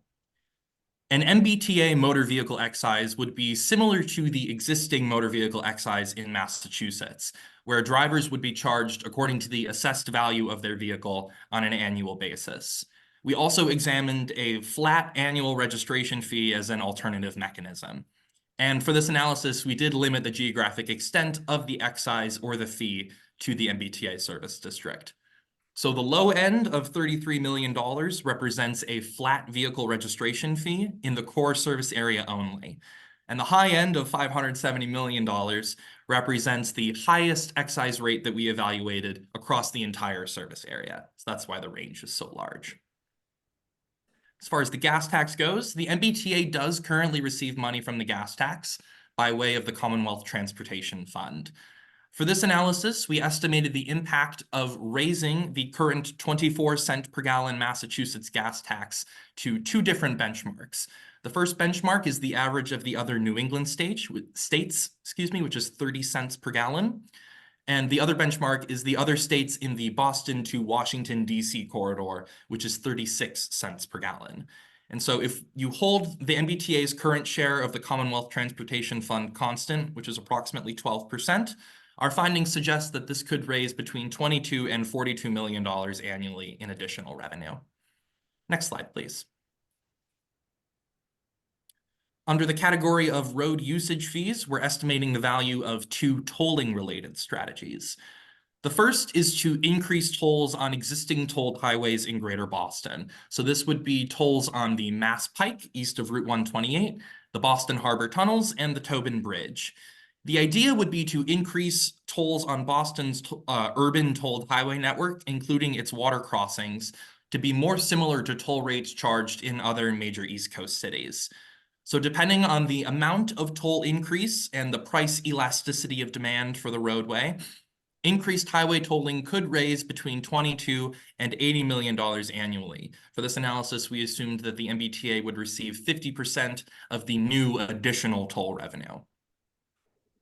We're also examining a congestion pricing framework where tolls would be expanded to other major highways within Route 128. For this analysis, we assumed a similar per mile toll rate to the current East Pike. And depending on the amount charged, this could raise between $220 and $450 million annually in total. So some portion of this would then be allocated to the MBTA. Next slide, please. Under the value generated by transit section, transit-oriented development value capture would divert a portion of the property tax increment from new developments near transit to finance MBTA operations. So this is conceptually similar to district improvement financing, or DIF, which I know is a strategy that this board showed some interest in back in May. But this encompasses the entire rapid transit network and is not limited to one particular project or municipality as DIFs tend to be. If this value capture strategy were implemented around all MBTA rapid transit stations, after 10 years, this could raise between $25 and $80 million annually. This range encompasses both a range of different portions of the increment to be captured between 5 and 10%, as well as weak or strong economic growth scenarios. We're also looking at the impact of increasing the MBTA's state sales tax transfer or expanding it to include meals or room occupancy taxes. At the low end, $30 million represents the potential revenue from an additional 1% room occupancy tax applied to the MBTA's core service area. At the high end, $335 million represents an additional 1/4 percentage point of statewide sales tax transfer. Next slide, please. And finally, just wanted to discuss the next steps for CTPS in this process. MBTA staff has been very involved throughout the project in terms of selecting the strategies and informing the assumptions for our analysis. And this coordination will continue as we move the study into its final stages. And finally, we are planning to complete the documentation phase of this project by this spring. Now, happy to answer any questions that the board may have. My colleagues from CTPS who also worked on this study are here, as well as Laura Gilmore and V. Mai from the MBTA to respond to any questions as appropriate. I'll turn it back to you, Mr. Chair. Thank you. Thank you. I see Brian Kane's already got his hand up. Go ahead, Brian. Just thank you, David. Quick technical question on the tolling slide. The 22 to 80 million dollar number, is that? It says that assumes the T gets half of the new revenue. Is the 22 to 80 net or gross to the T? That is net. So that is that is half of the new revenue. So that is the T's portion. Thank you. Steve Olenoff. On the automobile excise tax, as currently we pay 2.5%. So what were you envisioning as an additional percentage on that? And would that be people get 2 bills a year, or they get 1 bill with the 2 items on it? We the ranges we evaluated, I believe it went from 1/4% up to 2%. So the highest range was 2% in both the core and extended service area. We didn't evaluate any of the mechanisms. We didn't assume also that any of this would come out of the current motor vehicle excise, which I know currently forms a big part of municipal budgets. So the exact mechanism is to be determined. This was more about the value to be generated if it were implemented, however. Yeah, but you'd be looking at an additional amount. Correct. Yeah, thanks. Joe Blankenship. Thanks, Joe, for a really interesting presentation. So I'm curious if you can give a little more insight into some of the assumptions behind the potential revenue generated through TOD, TIF, and DIF options.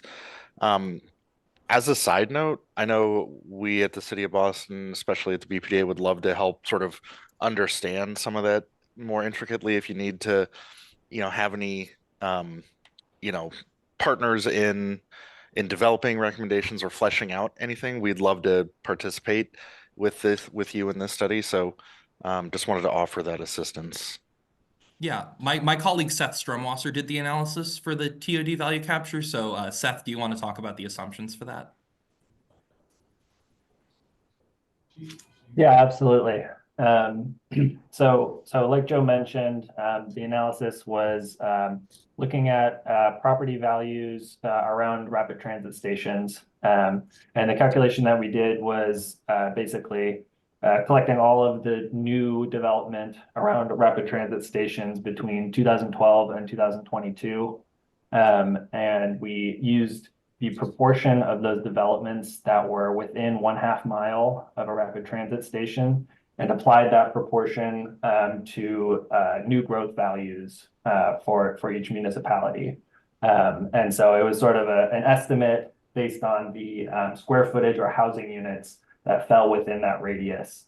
And so that proportion was used to estimate what proportion of the new growth would be set aside. And then on top of that, the 5 or 10% represents how much of that new growth revenue would be diverted to the MBTA.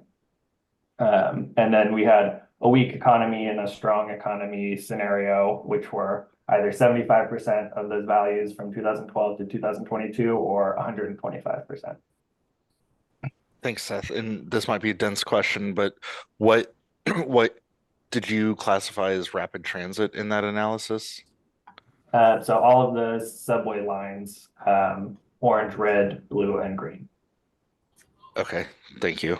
But not BRT, bus network redesign routes, or any of the commuter rail routes like the Fairmont line or anything, correct? No, Okay. just the subway lines, no Silver Line. Okay, thank you. Any other questions or comments? Laura Gilmore. I just wanted to say thank you to the CTPS staff for their work on this study and for this presentation today. We heard when the scope of work was presented to this board that there was an interest from this board and continuing to hear about this work as it progresses. So now that it is in progress, we wanted to share this update back to you. You know, as was mentioned, this work follows on a presentation about precedents that was given to our board a few years ago. And we felt that having a rigorous technical analysis to understand the order of magnitude of various funding sources from peer agencies, used by peer agencies, and how they might work in the Massachusetts context would be valuable. So I just wanted to reinforce that this is a technical analysis and is still underway, but we hope that that these figures will be valuable to policymakers and decision makers in the future. And we thank the CTPS team for their work and look forward to working with them in the future. The other thing that I want to just say here is that this was about sustainable operating funding sources, so long-term funding sources. So to the question about diffs, it was initially evaluated, but I think that in particular there was a focus on long-term funding sources, and given that they're time limited, that was one consideration that was made. Thanks, Laura.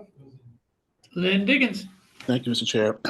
So, given that this is a technical analysis, might it be possible to give us a sense of how much the reduction in funds raised would be affected if we kind of took into account income? And so, much like the T is trying to implement a reduced fare system, if we could price these various fees and tolls based on income. It didn't come out very well, but I hope you got what I meant. Yeah.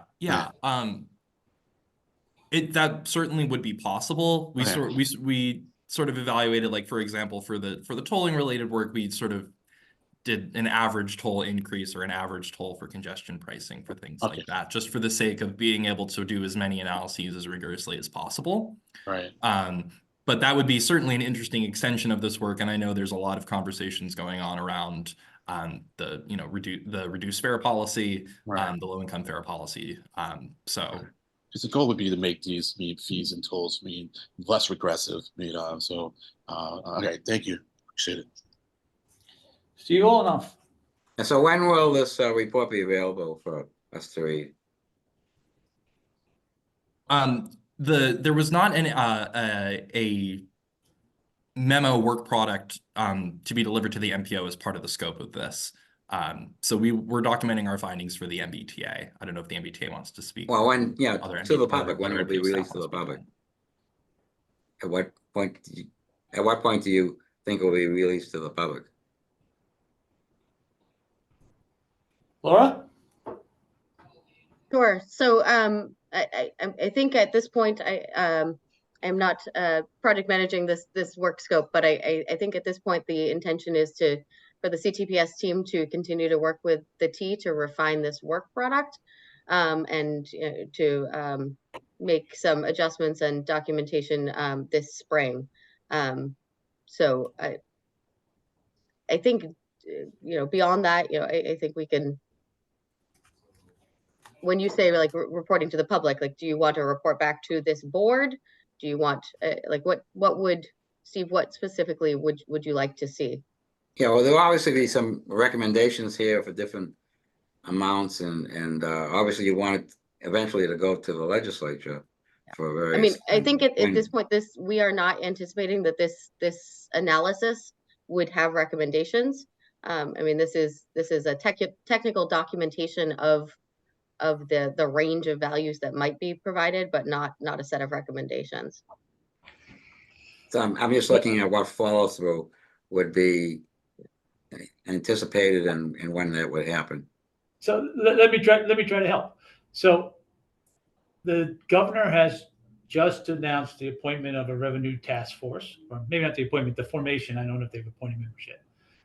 That task force will be looking at all things transportation revenue.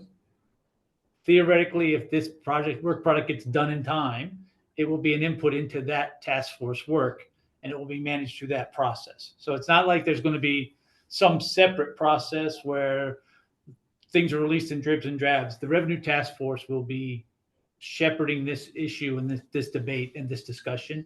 And to the extent that this can get ready in time to be an input into that task force, it will be provided to the task force, and they will go about their business, I'm sure, in a very public way.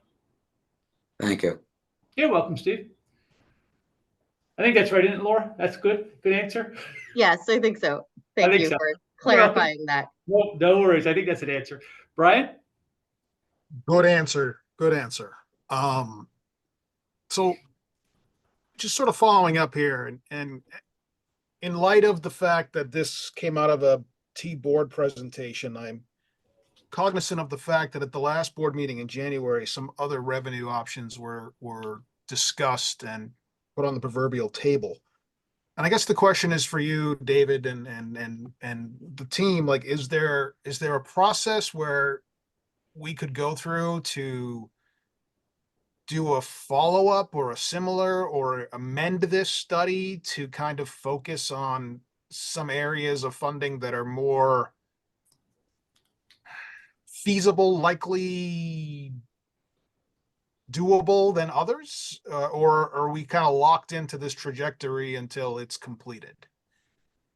So this is a work product with a budget and a scope, and I doubt there is sufficient budget to do additional work beyond what they've done. I don't really know because I don't know what's in the budget, but I think, Brian, again, I think I referred to my previous answer. Like, the MPO could certainly fund another study if they want, but I also think that the revenue task force will be developing some hey, what do you know about this? Can we find out more information on that? And I'm on the revenue task force. That's why I'm asking. So well, I'd love to take this with me and say, here's some work that's already done. Advisory board representative, Brian. I didn't realize you've been appointed, but I've been appointed. Yes. Congratulations. Oh, condolences. So, I'd love to take this with me and bring Joe and Laura and sort of, have some of the homework done. So if there's a way to amend this or change it or start something else, I'm just curious what the process would be. Yeah. So there is no additional funding provided to date for additional work for CTPS on this. Okay. So then is there any other mechanism through which the MPO could go through to commission an additional follow-up study? Or is the only scope for that through the UPWP? The only scope for that is through the UPWP. That being What said, if I wanted to fund a study? How would I do that? With CTPS, you'd have to get them to do a work scope, and they'd have to give a work scope and a budget to you and bring it to the MPO for approval, because CTPS staff doesn't work without MPO approval. So there'd be a process, right? The same process. Yeah, I just don't know what the process is. I'm asking what the process is. Well, so the process is, but Brian, if you have money and a concept, you can talk to Tegan about how much this would cost. Does she have the staff capability and the staff time to do it without delaying other MPO work? And then you and she could work up a work scope and then present it to the MPO and see if they said yes. Okay, thank you. You're welcome. Jen Rowe. Thank you. I just wanted to, I guess, formalize a request that when this work does wrap up, that staff, MPO staff and the T return to this board with the final findings. I think I'm certainly very interested in them, and I feel like it could be useful to our discussions, of course, with the understanding that it will be useful to the task force as well. Thanks, Jen. Any other questions or comments or issues? Seeing none. Thanks, Joe. Next item on the agenda is the MARPA information dissemination. I believe Derek Cravat's going to talk about it. Yep, that's correct. Thank you. I will go ahead and share my screen here. So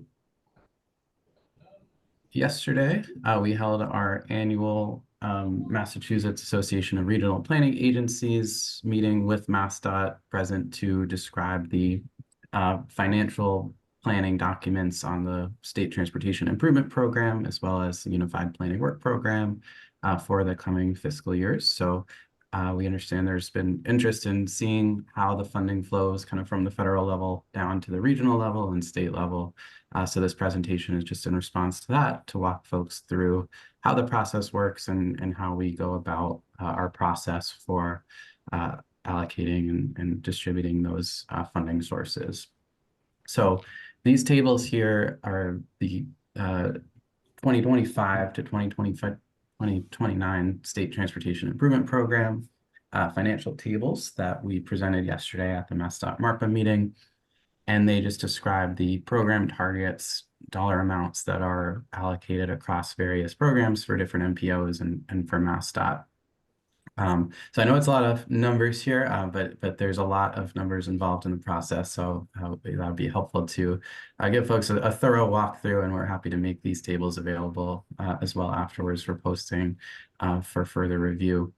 But I'll just give a quick kind of walkthrough of how we go about this process for the STIP here, and a quick one as well, I believe, for the Unified Planning Work Program, just to give folks a sense of that. So this is showing federal fiscal year 2025. Of course, we're currently in 2024. So when fiscal year 2025 starts in October 1st, we will be using these targets to inform future STIP programs. So this is all based on planned apportionments that we get from our federal partners at the Federal Highway Administration. So we kind of start with this number here. This is 768.478 million.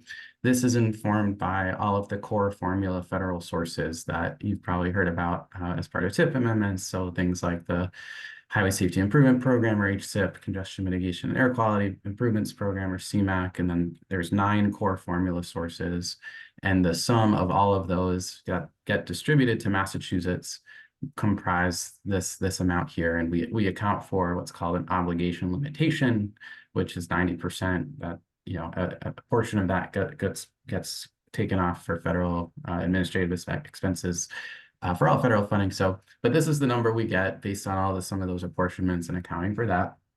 And then we plan for $50 million of what's known as August redistribution. This is an amount that gets allocated or apportioned to other states that states may not be able to program and obligate. And so there's always a process at the end of the fiscal year where we're able to potentially program projects using that source, provided that we have available apportionments within our program. So we build in an assumed $50 million for that process as well. And so we end up with this number of $818.4 million, and that's the amount that we kind of start with. That's what we are seeing as available for fiscal year 2025.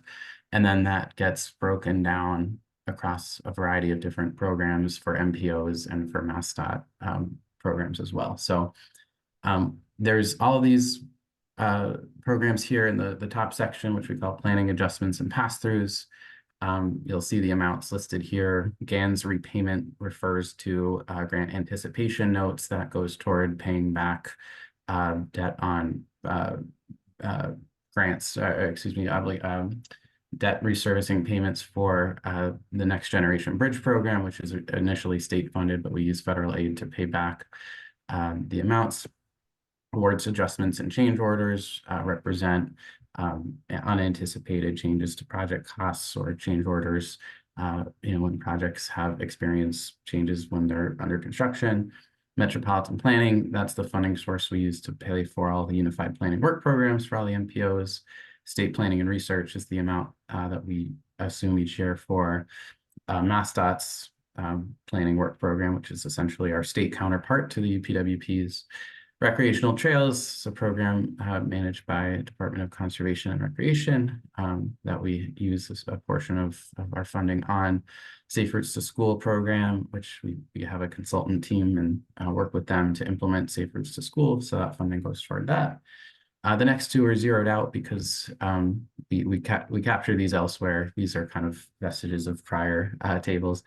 And then railroad grade crossings and carbon reduction are both core formula sources, but they're represented here because we treat them a little bit outside of our normal process. So that's just a quick run through of what gets allocated here under this first section. These all kind of get taken off the top of the total. We see $201 million for all of these, and then the remainder gets broken out between MPOs and MassDOT's highway division. So about 1/3 of the total, or $239 million, goes toward all the MPOs. And you see this regional share percentage column.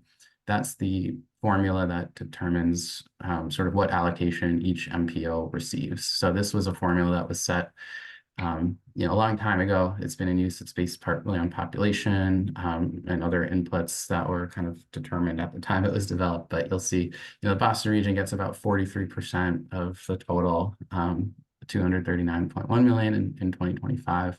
And you can see what the other regions receive as well. So these are the considerations that go into, the regional target amounts that Ethan, does a great job presenting every year for TIP development and how we kind of determine what those total amounts are. So I should say the 102.7 million, that's the federal aid portion. So you can see the total amount that is available for regional target funds in fiscal year 2025 is this $128.4 million. And that's again based on sort of deriving that 239 million and then taking 43% of that to determine it. And you can see how all the other MPOs get theirs as well.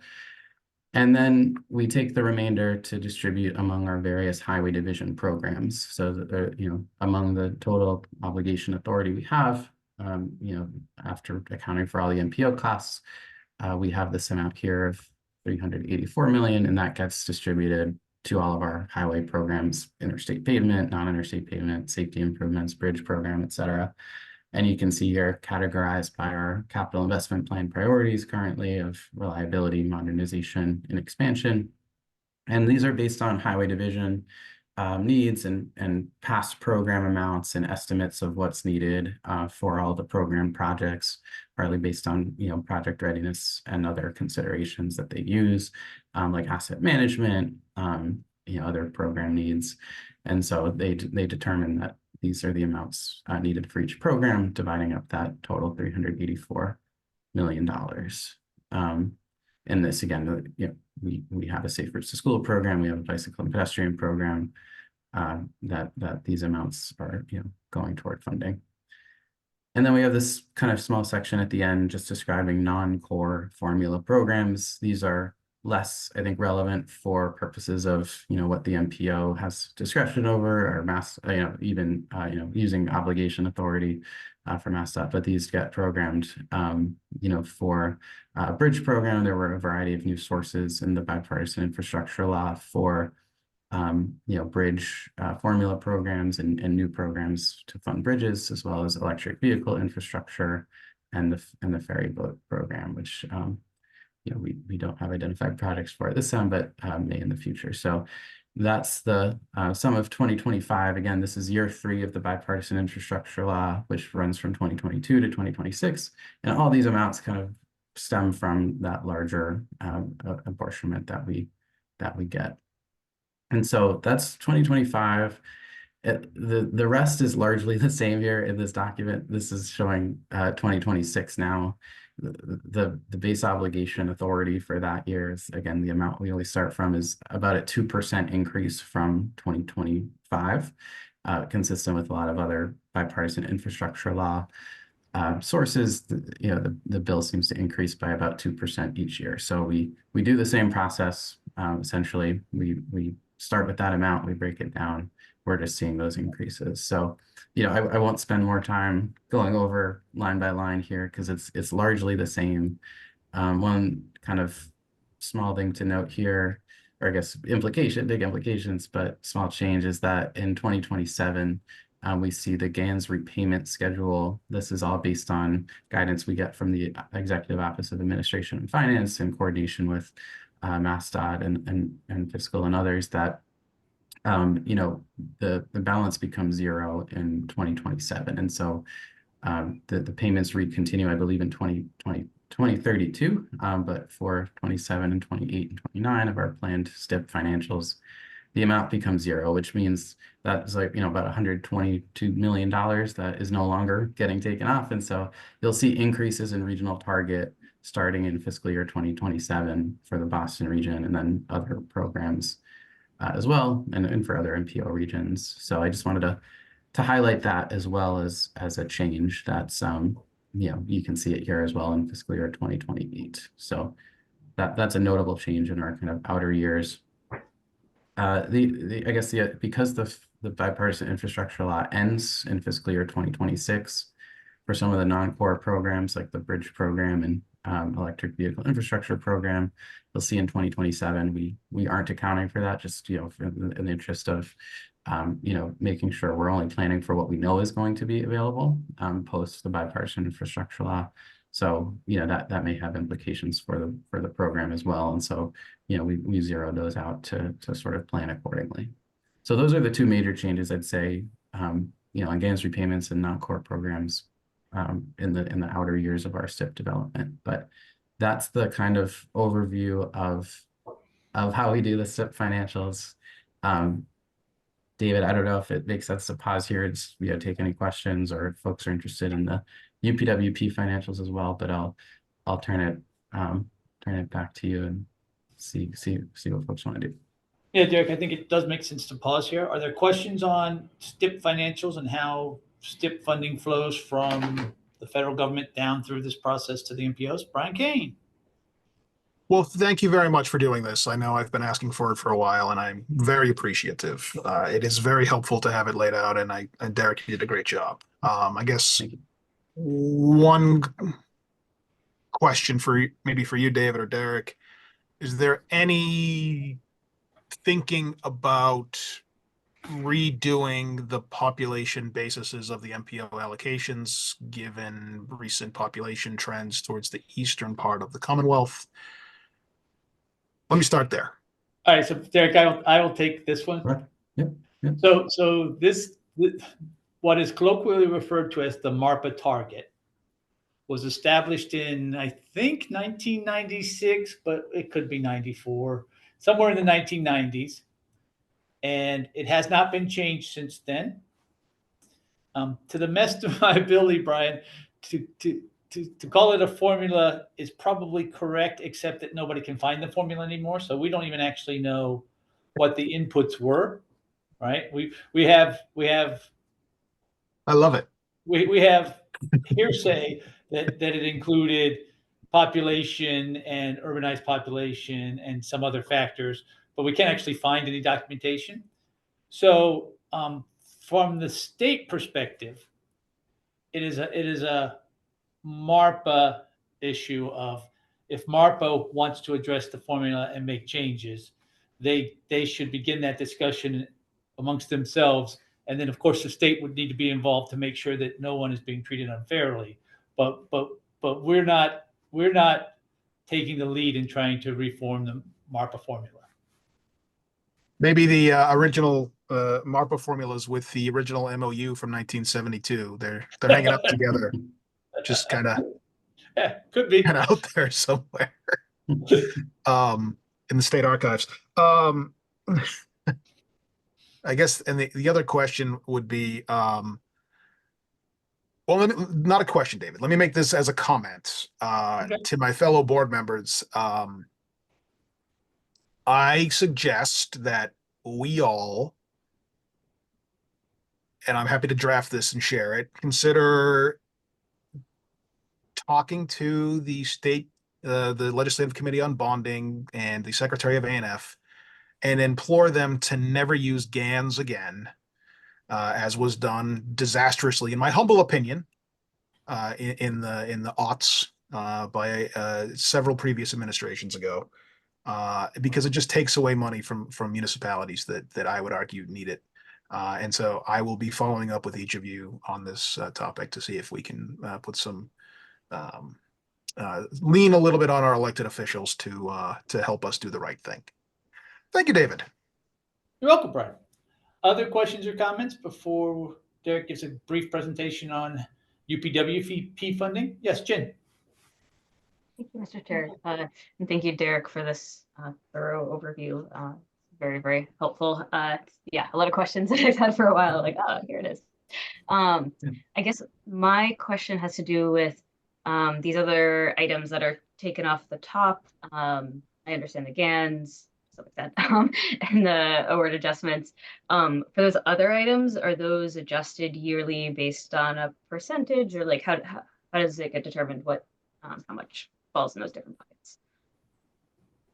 Yes, yeah, so they do get adjusted annually, and typically it's because most of them are funded with federal formula funds. We'll usually see the same increase we see for the other sources. So it's typically, I'd say, about a 2% increase for them.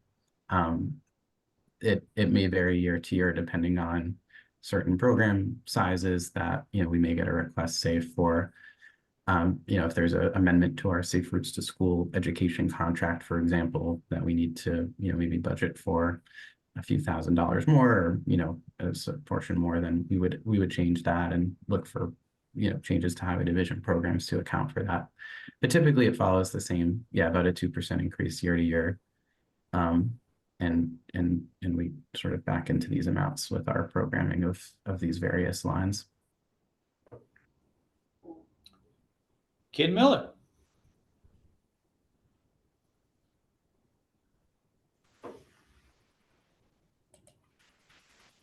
Yeah, there we go. Thank you.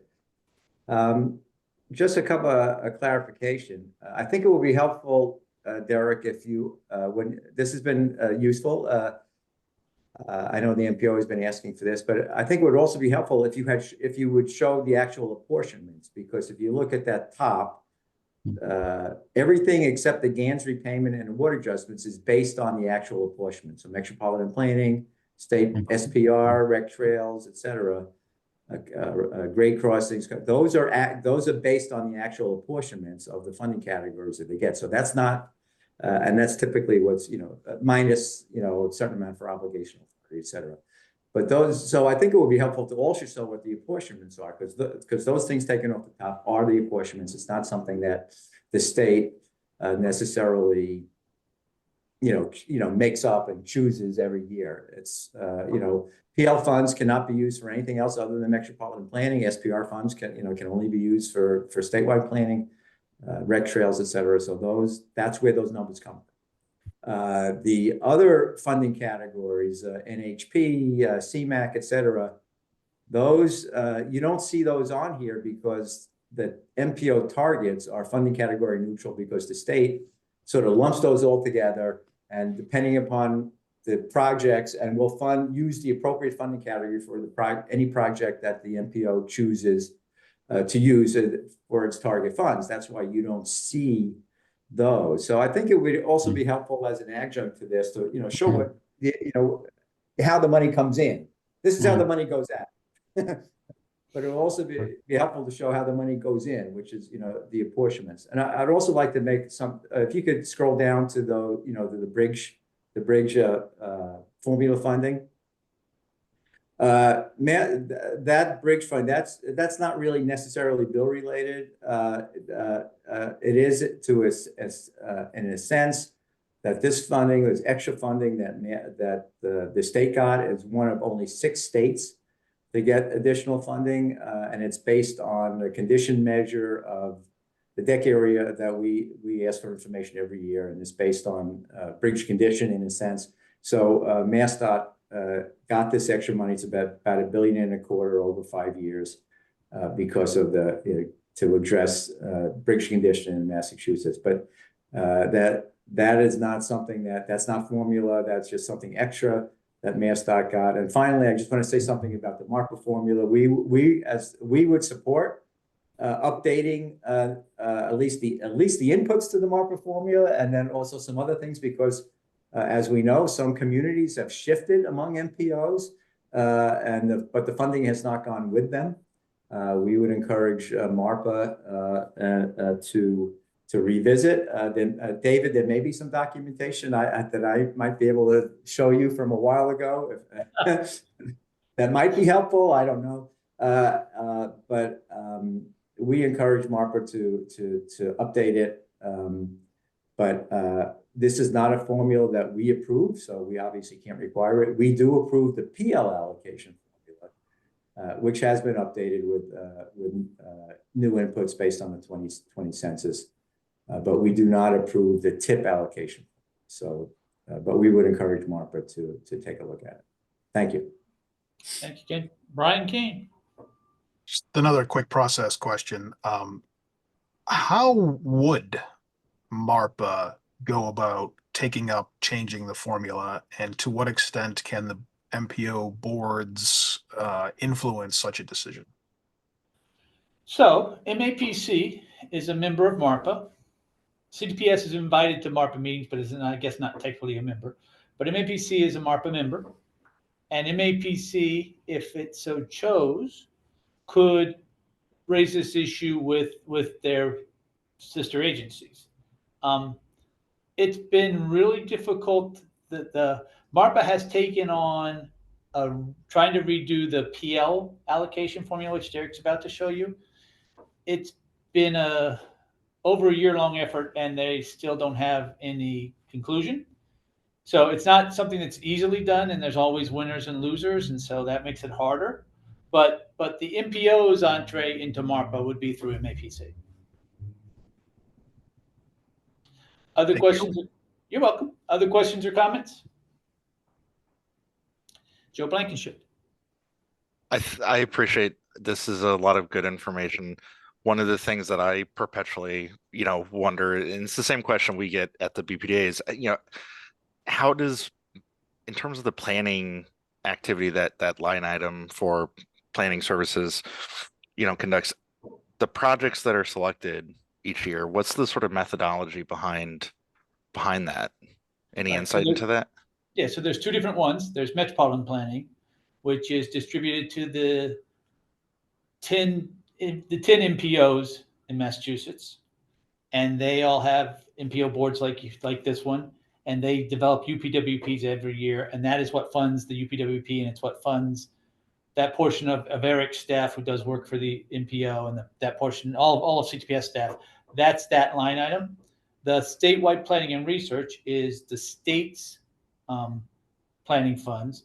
So that is, every year my office develops a statewide planning and research program, and we actually publish it on our online. It's on our website, and so every year we release in October what we're going to be spending our money on for the next year. It includes all of our planning studies we expect to release.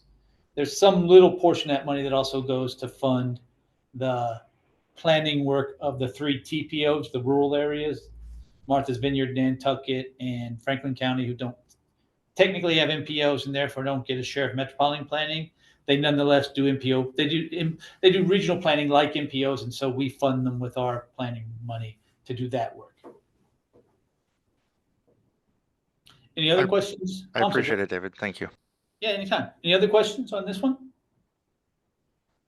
Seeing none, Derek, you want to do a quick overview of the UPWP?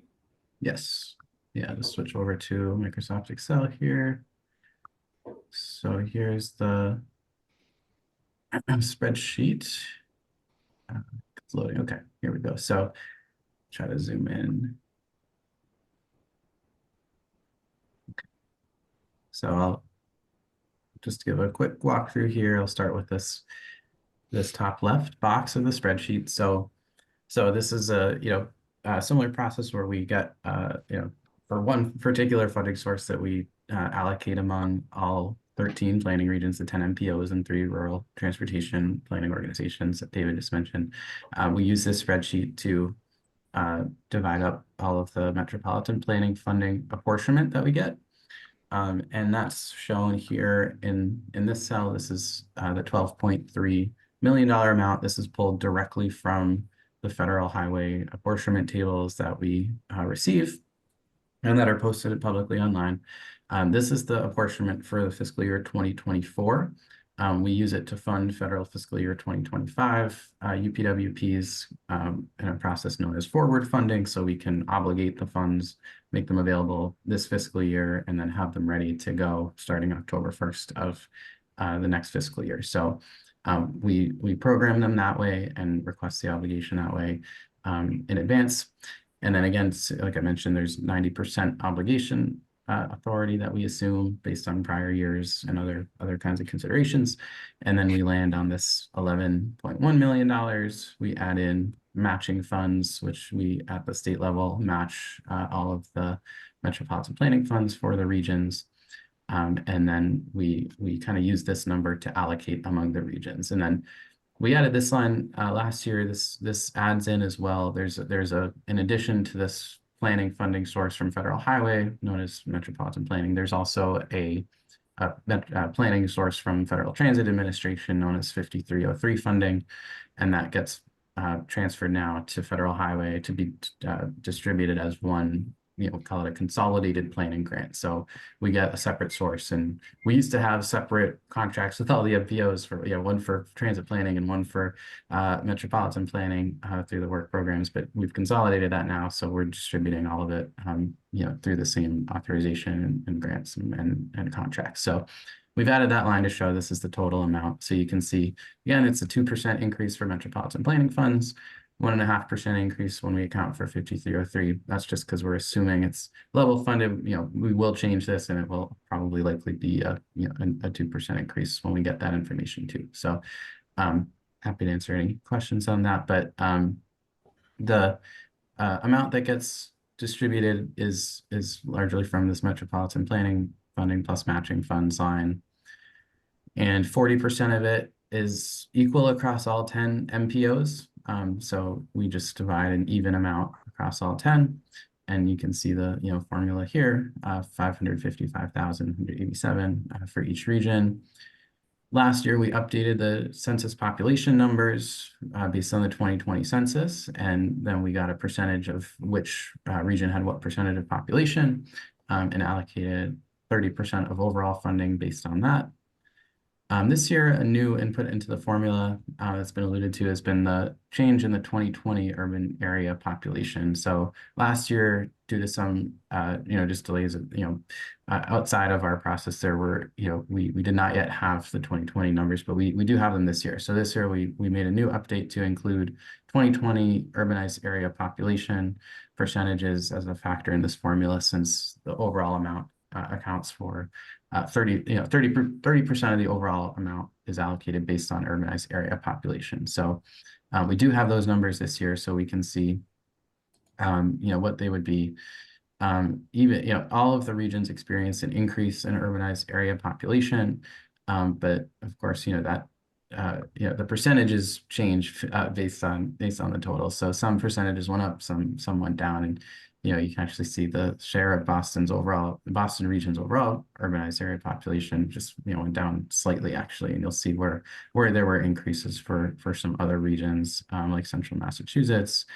I believe the southeastern Mass region, that's just the total share of the urbanized population looking at percentages increased. And so that all gets factored in, and this column K here has the total amount of urbanized area population distributed. And we've kept in the 2010 columns as well, so you can see the change if folks are interested. And then we have columns here for 5303 funding.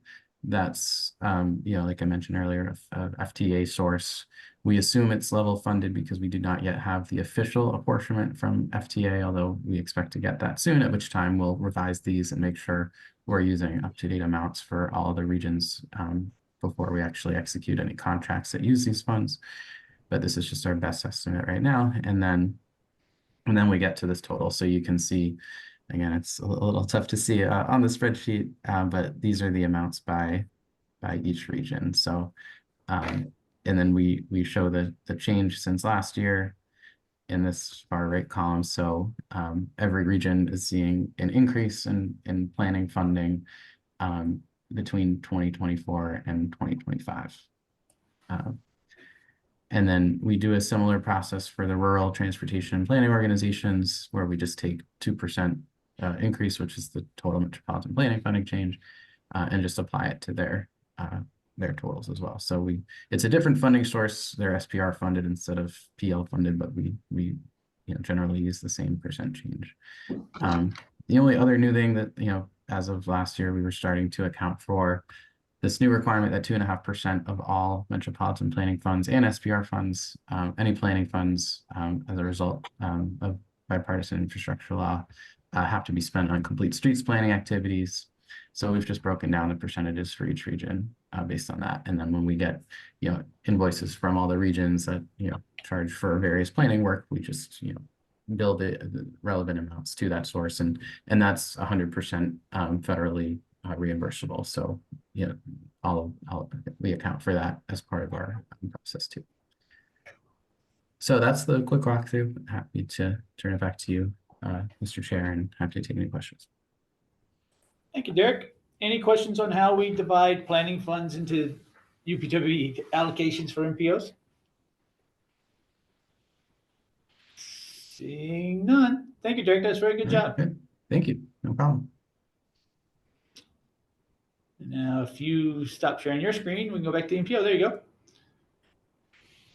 So next item on our agenda is member items. Are there any? Lynn Diggins.